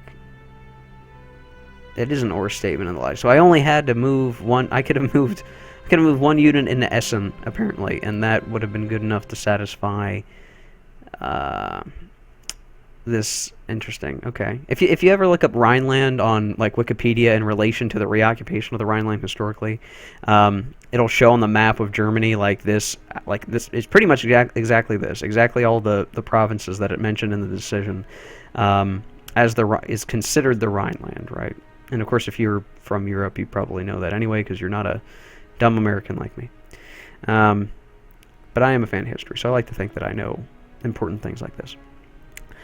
Section 3 of the Treaty of Versailles, being, you know, the peace treaty of World War I, said Germany can't have fortifications or armed forces in the Rhineland. Of course, you know, Hitler said fuck off, and he put guys in the Rhineland.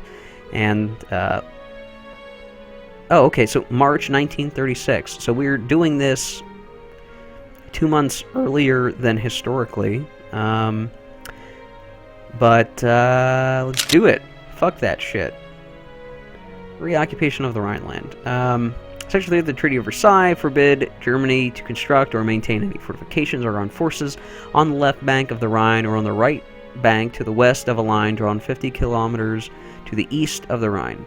Once the home front was secured, Hitler turned his attention to foreign policy with 4 increasingly daring acts. On the 16th of March 1935, the Treaty of Versailles was violated by Germany as military conscription was reintroduced. The treaty stated that the German army should not exceed 100,000 men.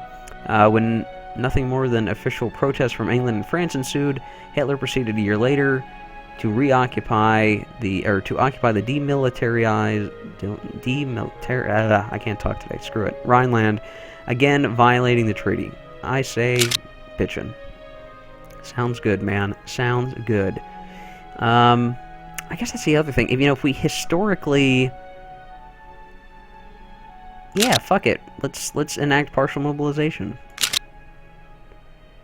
Oh boy. There are going to be implications to this on our resources. Yeah, fuck it. Let's just do it. Let's just do it. And wow. Our manpower skyrocketed. We had like 161 or something like that, and we just went up by nearly 2,000. Reserves are here. Plus 65 strength to all land units. Oh, that's good.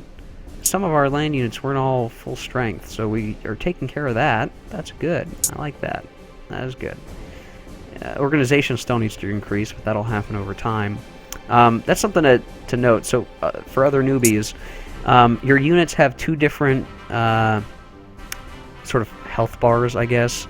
The leftmost one, the brownish one, is strength. This is sort of representing like the number of men in the division.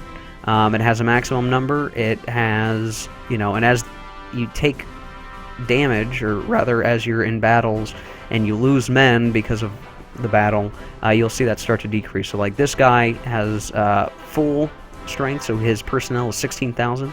This one is missing quite a bit, and he's down to 9,750 by comparison.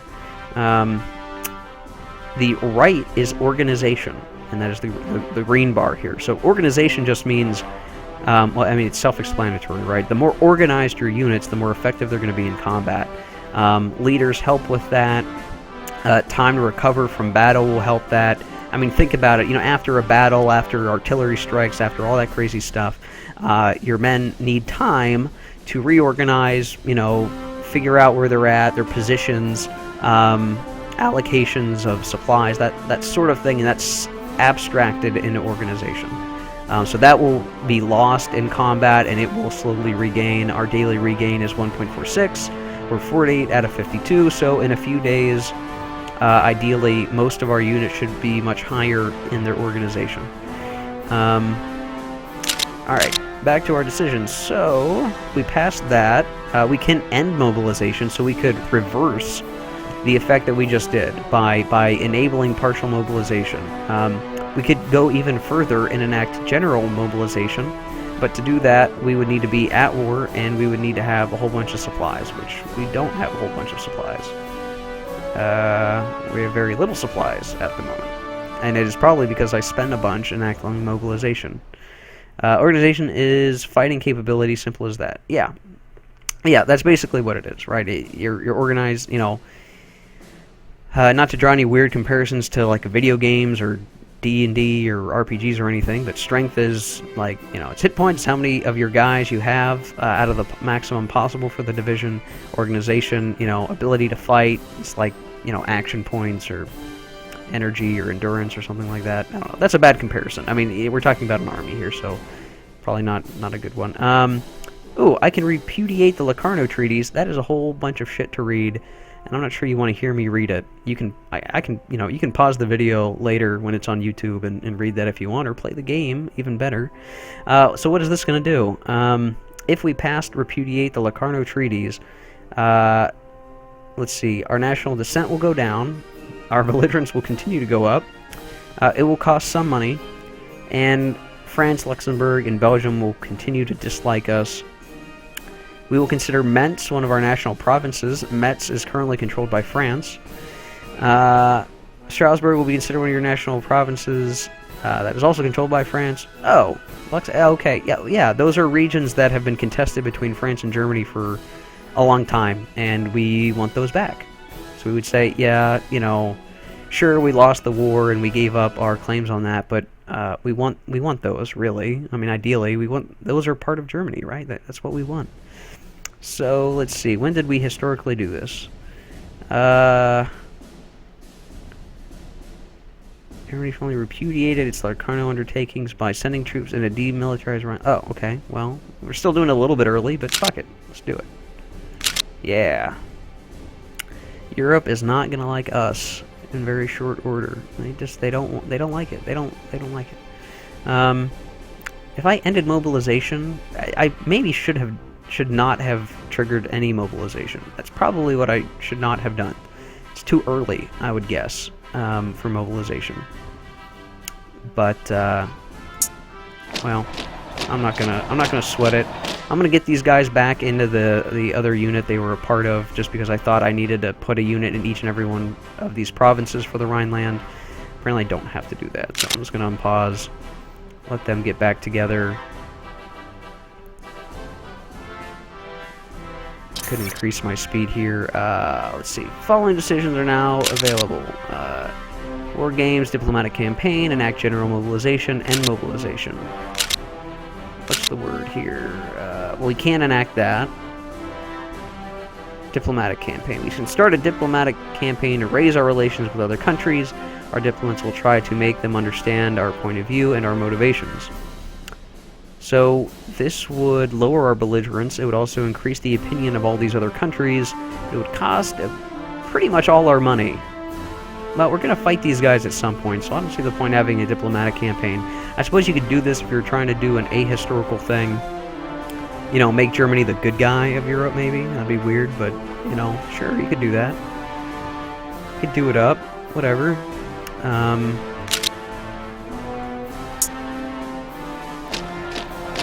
Let's see. Boy, I guess I would want to put some of these guys on... Admiral Graf Spee can now be deployed. I'll just deploy him over there.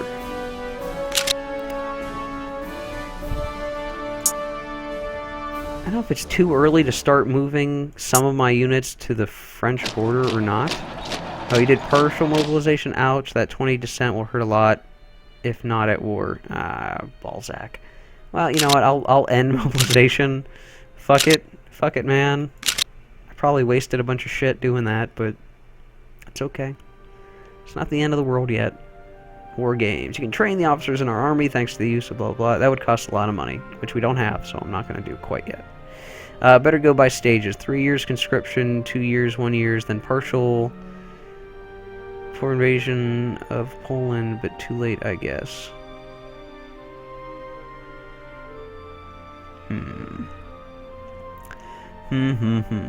Okay, well, let's start thinking about Poland in any case.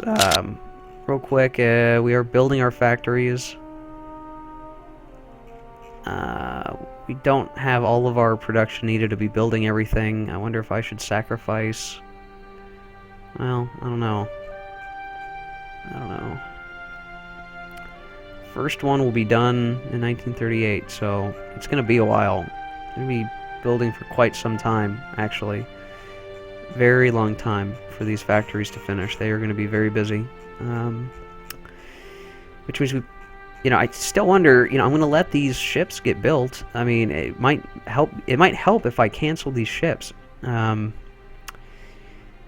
But I'll leave them go for now. You know, so right now our strategy is build a bunch of factories, so I'm working on that. Let's look at our buddy Poland for a second. Poland. They are a paternal autocrat, meaning they are ruled by a king, I believe.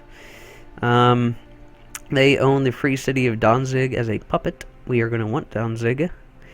Non-aggression pact, that won't last. Non-aggression pact, blah, blah, blah, blah. Bring to alliance. Yeah, 0 chance. That's one way to be ahistorical, right? You say, ally with Poland. That's one thing. Demand territory. See if they can if they'll just give it to us. Give us... Yeah, they're not going to do that.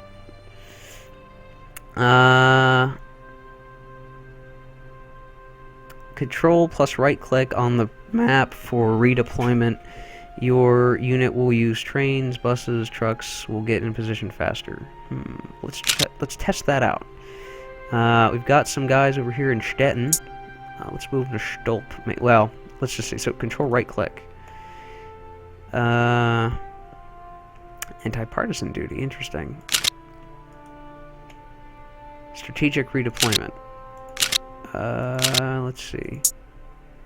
Well, let's do a farther move just for test purposes, for the fun of it. Depending on the infrastructure, but that's not a problem. The heart of industrialized Germany. Okay. With them selected, I will right-click Hanover, strategic redeployment. I'm assuming that is what you mean. So, are they automatically going to Hanover on their own, or do I need to deploy them from the force pool? We have increased our intelligence funding. Good. We can also issue currency. I don't want to do that yet. So are these guys? They're They're in the pool, but they're going to end up in Hanover on their own, right? I'm assuming that is what happened when I right-clicked on Hanover and said strategic redeployment. I'm guessing. I don't know. If that's not the case, then okay. But I can't seem to select them now, so I'm going to guess that's what's happening.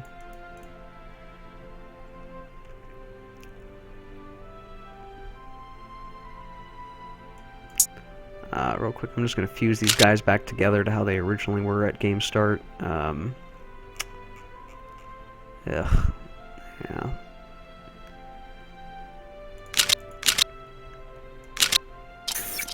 Hey, there they go. Okay, so the following... Oh, airstats conversion, okay. But yeah, okay, so I selected the unit. I then control right-clicked, strategic redeployment, selected that and hit OK, and then that took them off the map from where they were currently at, put them into my force pool. I could not manipulate them, and then they popped into Hanover after sufficient time occurred. Unit will be in unit pool in the meantime. Last tab over, yeah. Hover mouse, yeah, okay. That makes sense. Yeah, you'll be able to see when they will arrive. Guess I should have done that, right? The tooltips, like in any Paradox game, are incredibly useful. Alright, well... Let's see. Oh, I want to look at intelligence, right? So the whole thing with, like, how many points you have influence comes from, obviously, your intelligence funding and, I believe, proximity. So countries that we are closer to, we will have more impact than others. But I do want to look at Poland for a couple of things. So, you know, obviously we know that historically Germany, you know, raffle-stomped Poland with the Soviet Union getting it in the other end. But if I was planning some other sort of war, maybe unhistorical, I could use the intelligence to try to get a better idea of what's going on, right? So we are guessing that they focus their production towards province improvement, so they are possibly building factories like we are. I'll pause the game real quick, I've been letting that run. We guess that they have around 69 convoy transports, so apparently they have a shitload of convoy transports. Not sure where they're going. We guess that they have around blah blah blah blah blah. We have much more than they do at the moment, of a lot of things. We estimate they have around 43 infantry divisions, and we estimate they have around 0 armored divisions and 0 headquarters. So headquarter units, probably worth talking about, are units that... I wonder if I have any at the moment. I might not, actually. I can't... Okay, I do. Okay, I do. So a headquarter unit, if I understand it right, a headquarter unit will supply bonuses to units that are in adjacent provinces. So let's say I had all my armies set up here on the eastern border of Poland. I want to make sure that those guys are getting bonuses. I would put my HQ unit... let's see, where would be the best place to do that? You know, I could put it in Frankfurt, Oder, and it would give bonuses to the units in Stettin and Meseritz. Right? That's one way to do it. There's probably some other intricacies to it that I don't quite understand, but headquarter units are useful. And you want to make sure that you will use them right, and whether or not I can use them right is a great question. But at the moment, according to our intelligence, which may be incorrect, they're saying that they don't have any headquarter units and that they don't have armored divisions, but they do have 43 infantry. They have a couple of fighter squadrons, they have a bomber squadron, and then they have a shit navy, which makes sense. They only have one province that is on water, so I wouldn't imagine them to have a very big one. I could do some stuff. I could try to assassinate a minister. I could try a smear campaign. I could do a bunch of these things. I don't think I need to. I just assume that I'm going to have the options to just shit on Poland's face at some point. Whether that's sooner or later, I don't know. I can't just outright declare war on them right now because we have a non-aggression pact. I don't know if I should cancel with them yet. I would assume I shouldn't. That's the thing, trying to figure out like what is event-driven and what is not event-driven is probably something you get from experience of playing, right? You know, why waste money in diplomatic type actions on Italy if they're just going to join my faction later? The United Kingdom has failed to manipulate the global opinion against our country. So the UK is like, hey, Germany's a douchebag, and everyone's like, yeah, they're fine. They're fine. Germany's fine.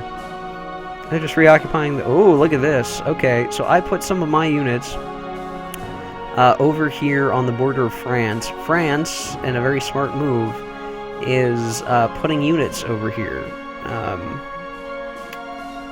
Now, when it comes to these counters, it says 8, and I count what looks like 4 counters. I wonder if each counter is representing 2 divisions, and altogether it's 8. That's what I'm guessing that is what that is saying. War on Poland will be directly declared when you launch the event Danziger War in mid-1939. Historical date... Oh, yeah. The historical date is September 1st. So that will happen via event. Okay. Yeah, when I launch the event. Alright, well then I will not worry about doing anything else to Poland. They will get theirs. The time will come. The time will come. The speed's on normal. It's not going super fast, but we are at the end of our second month of the game. General Staff Briefing. Okay. Oh, that's right, one of our ships. One of the ships that I did not cancel. So, when a unit goes in your force pool normally without strategic redeployment, it'll show up here in that listing, right? You click on it, and it will tell you what units you can add it to, so it can be added to one of these pre-existing units that have multiple divisions in it. Or I can just select what province I'd like to put it in. At the moment, I have no clue what would be a great idea. I'm just going to throw it in Rostock. Screw it. Yeah, he's the only one in Rostock. Rear Admiral... Okay, Rear Admiral Dench is the guy. Alright, cool. Cool beans. I'm going to look at the rest of this.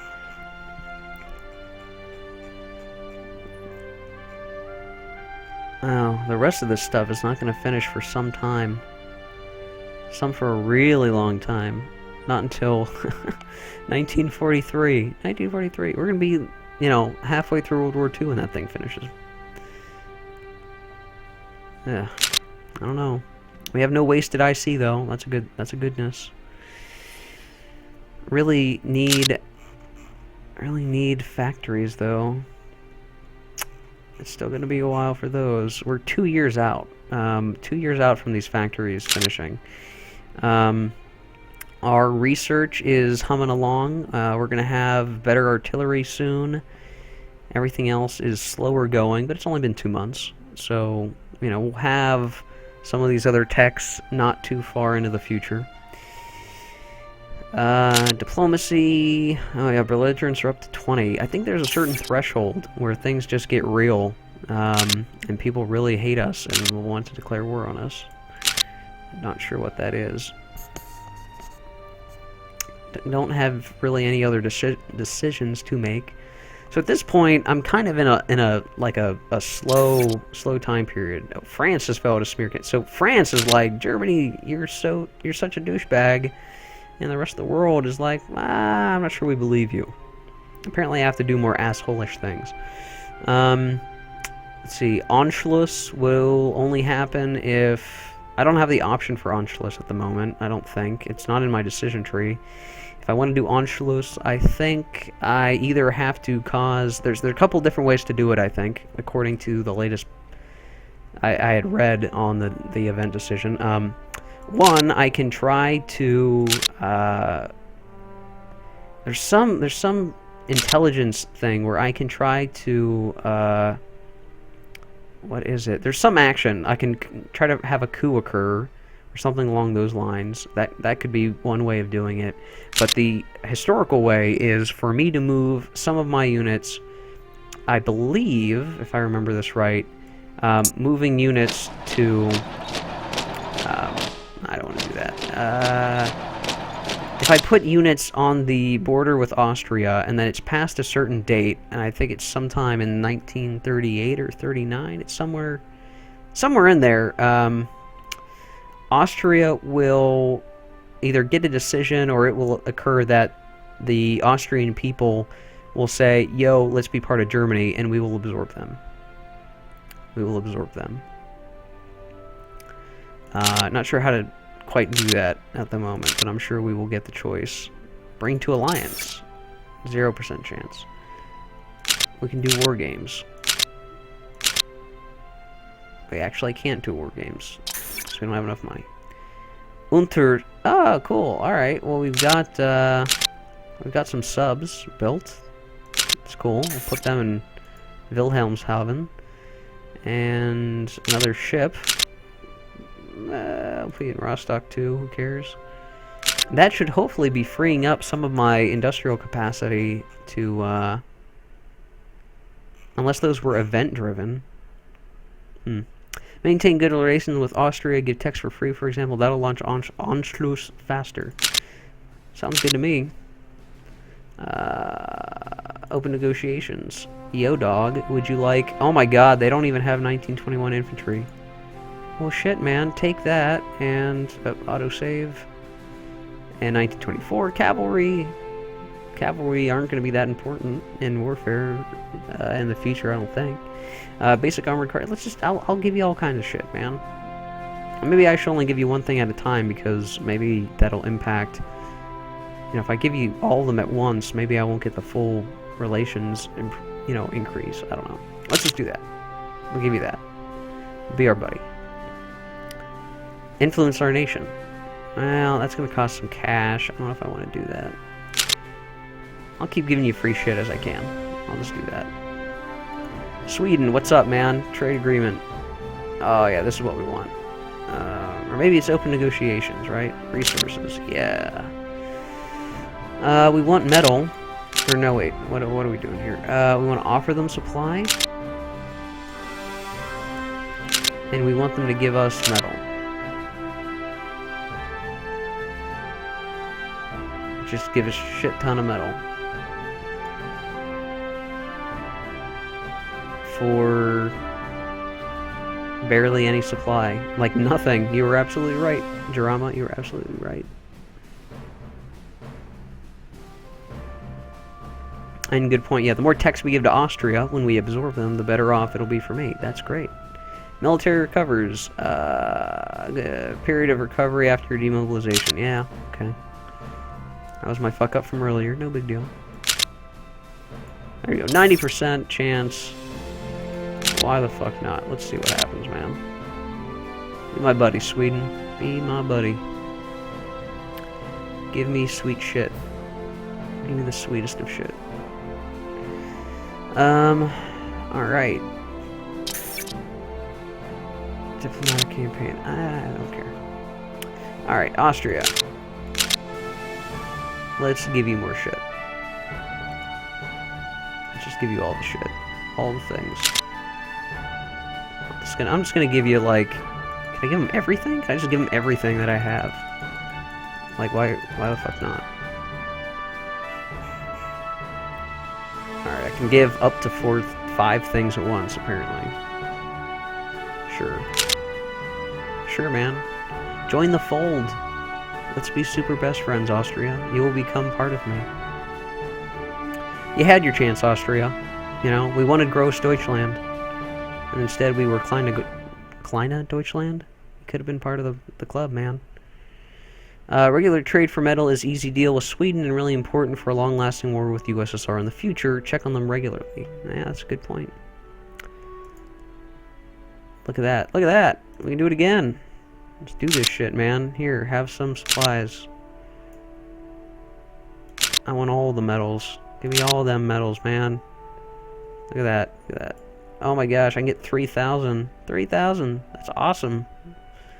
Hells yeah. Look at that shit. I have no concept for what's a good amount of metal, but I'm going to say 3,000 for a little bit of supplies. I mean, we generate supply pretty fast. We only traded, what, a couple hundred? I mean, that's good. Yeah, UK's still trying to make me look like an asshole. I haven't even done anything. Well, I think at this point they've already been doing terrible, terrible things to Jewish people, but yeah, yeah. Condemn us, man. Condemn us. We're terrible. We're gonna try to paint the world gray. More building. Italy annexed Abyssinia. I assume that's historical. Where's Abyssinia? Abyssinia's over here. I assume they did that. We can now do the Comintern. Oh yeah, that's right, because Italy is at peace. So we can sign the Comintern Pact. In 1937, so, well, we're way in advance of that, Germany I think they meant sought agreements with Italy and Japan for a 5-year period to share information and assist each other in containing the communist influence. This is sort of a precursor to forming the Axis powers, it sounds like, right? Italy and Japan. It's gonna make the Soviets not like us, but we're probably gonna end up at war with them anyway, so fuck it. Do it up. We're all about it, man. We are all about it. We're gonna do this. I'm all about it. I'm gonna keep letting the clock run. Notice all of my resources are green. This means that I'm either increasing in all of my resources, or I'm not running a negative in any case. So this is good. You actually want this. This is all excellent, excellent stuff. And, you know, I can still go talk to Sweden, open negotiations.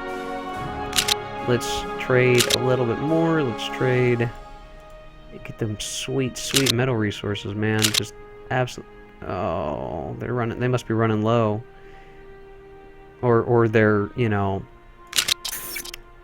They're okay with it. New nation. The free people of Mengjiang have declared independence from Japan. Well, ain't that some shit. Totally historical, even if they get their ass beat there in the future, and in the past, too. Seems legit. And apparently, I've bought quite enough metal from Sweden. They're not all about trading right now. They probably need to rebuild up their stockpile of metal. Austria, here, have a bunch of free shit, man. Just take all this free shit. All of it. It's free, man. Who said Austria or Germany weren't nice guys? Now, Czechoslovakia. I'm trying to think what was the historical, like, what happened historically with Czechoslovakia. I know that there were some events tied up with Czechoslovakia as well. Yay! We finished field artillery. Let's pause for a second. We'll go back here. So now that I've completed my first technology, so first you get the little, you know, the happy little doo-doo-doo. And if I look at my tech trees, I see that MAN, M-A-N, or whatever this is, if that stands for something, I don't know, is no longer a Sino project. We have finished Artillery 1936. Now, by doing that, we have enabled the Light Tank 1938. The two prerequisites are shown here with the exclamation points. We needed Light Tank 1936, obviously, and Artillery 1936. Improvements in artillery improves the armaments of our tanks, so now we can research Light Tank 1938. Now, whether or not I actually want to stick with researching the tank techs, I don't know. I could use this open tech team slot to research something else. Not sure what, though.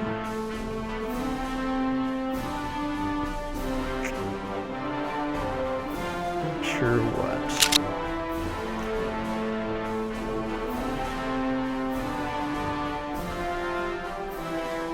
Construction. Radar. I could start working on radar.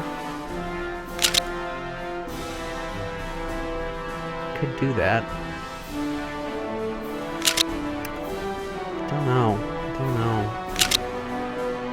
I know that industrial techs are really important, so that makes me want to stick to that. I mean, all this is going to do, so it gives us...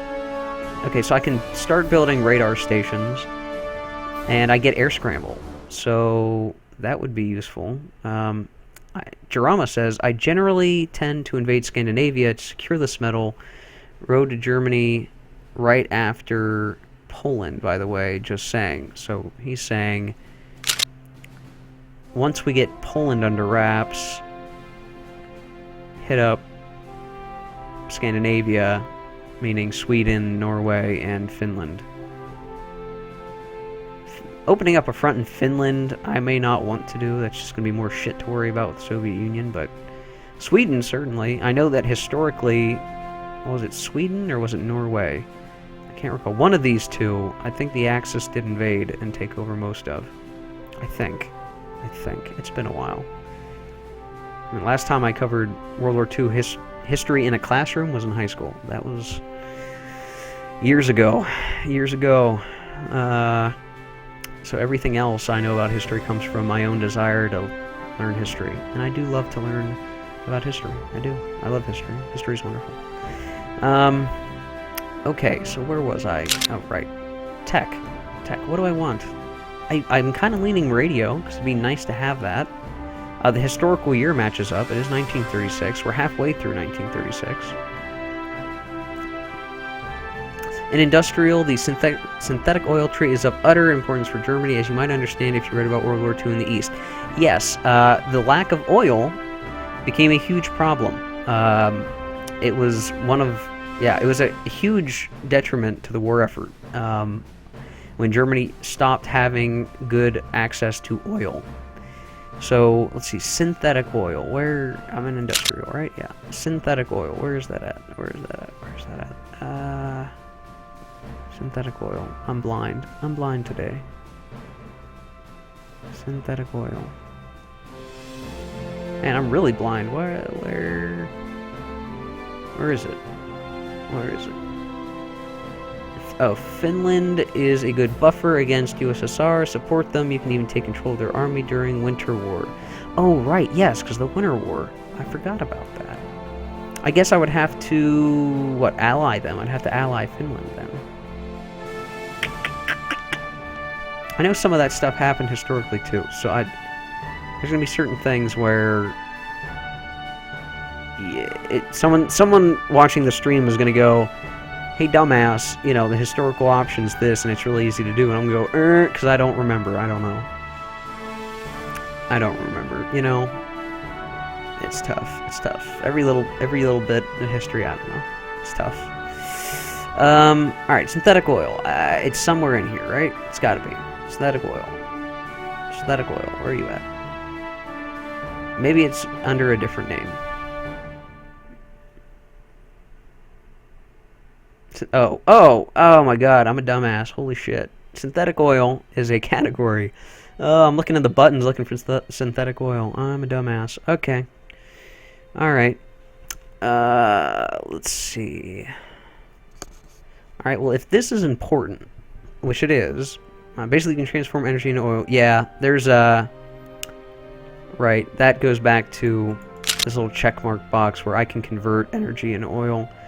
I think that's supposed to abstract and be like, you're taking crude forms of resources like crude oil or whatever and breaking them down into usable oil or something like that.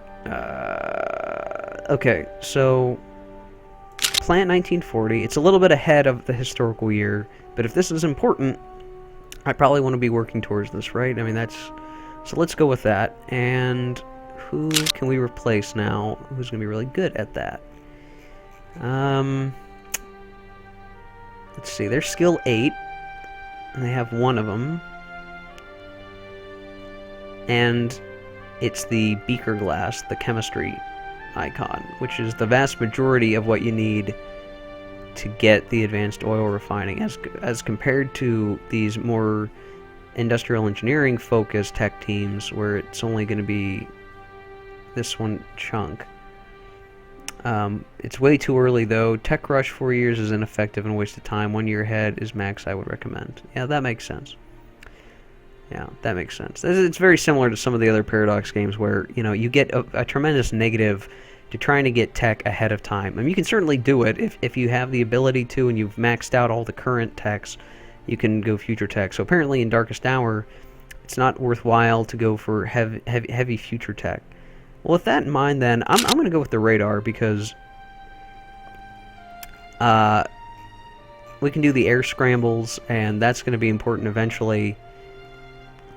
So, yeah, we'll just do it. Siemens, they make cell phones. Yeah, we'll go with that for now. I'm not going to sweat, you know, if I don't get the best text in the perfect order, you know, I'm not going to sweat it. Text research fast enough that whatever I'm researching at this point will still be valuable and useful. It's probably bad that I'm trying to research a rocket engine. It's going to take ages. It's going to take forever. But I don't give a shit. I want nuclear bombs, man. That's what I want. Someday. Agricultural 37 is top priority in the hand. On the other hand, well, shit. Well, I don't want to second guess myself here, but just to look at agricultural 1937. Well, it is behind in tech. That's true. And what would that do for us? Industrial efficiency. Ooh, and we do want that. Alright. Never mind about the radio. Fuck it. Let's go agricultural. And we will grab... this one's still heavily focused on beakers. Chemistry. So we'll go with the Skill 8 tech team. And that should be sufficient. Jarama says, you can develop radar in 1938 when you'll build your Luftwaffe. Alright, yeah, that makes sense, right? I mean, there's no point, I guess, in having radar if, you know, we're not even really doing much with our Air Force. We have an Air Force. We have our Luftwaffe. Well, I guess it's not called the Luftwaffe yet, but we do have some planes. We have them. Not doing much with them. We are still at peace, so it kind of doesn't matter. Alright, well, let me do a quick check for time. I feel like I've been... Oh boy, 7:10. Yeah, I've been playing a while. Okay, so this is what I'm going to do here. I am going to stop for now. And I will pick up, I suppose, tomorrow. What I'm really doing is I'm just streaming for an hour or two a day. I do have other things I need to do. You know, I come home from work, I take care of a couple of things, I start streaming, and then, you know, I take care of other stuff. And Monday through Wednesdays are usually going to be the only days I can stream, because I have other things going on in life, unfortunately, that I can't play Darkest Hour every day for long periods of time. So I will stop here. I will try to get this episode uploaded to YouTube as soon as I'm done, basically. So I'm going to stop here. I am going to save this time. I didn't save last time. I will just save this as is, so I can come back. And yeah, I'll try to get this uploaded to my YouTube channel. I have the same username, so SRD5090 on YouTube. If you search for my username, you'll find it pretty easily enough. I already have part 1 uploaded there. And all part 1 really was a review of the interface for noobs who are totally unfamiliar with the interface. I have messed around enough that, you know, I can navigate the interface. I know some really basic stuff. Again, my big thing is I don't know the strategies. You know, I don't know when's the right time to be doing something, and I could very easily miss the mark. But, you know, huge thanks to Jarama12345 for sticking with me this whole time. I really appreciate your help, Jarama. You've been able to give me some insights and some suggestions that I might otherwise not have had. So I welcome you back to every other stream that I do. And I hope other folks join as well, and I hope folks do get some enjoyment out of this. I know that my other video is getting some views on YouTube, so all good stuff, So that should be it for tonight. I'll come back tomorrow, and when I start back up again, we will inch closer to 1938. Our factories will finish, and we will start building up our army and potentially start building up our Air Force, and we'll see what happens with that, and hopefully I don't really fuck up, but we'll see. Yeah, so it should be good. So thanks everybody for viewing. I know I had a few folks watching the stream during the course of this, popped in, popped out, whatever works. Should be good. So hopefully I've gotten better at Darkest Hour, and hopefully you have too. We will work on this again soon. Later.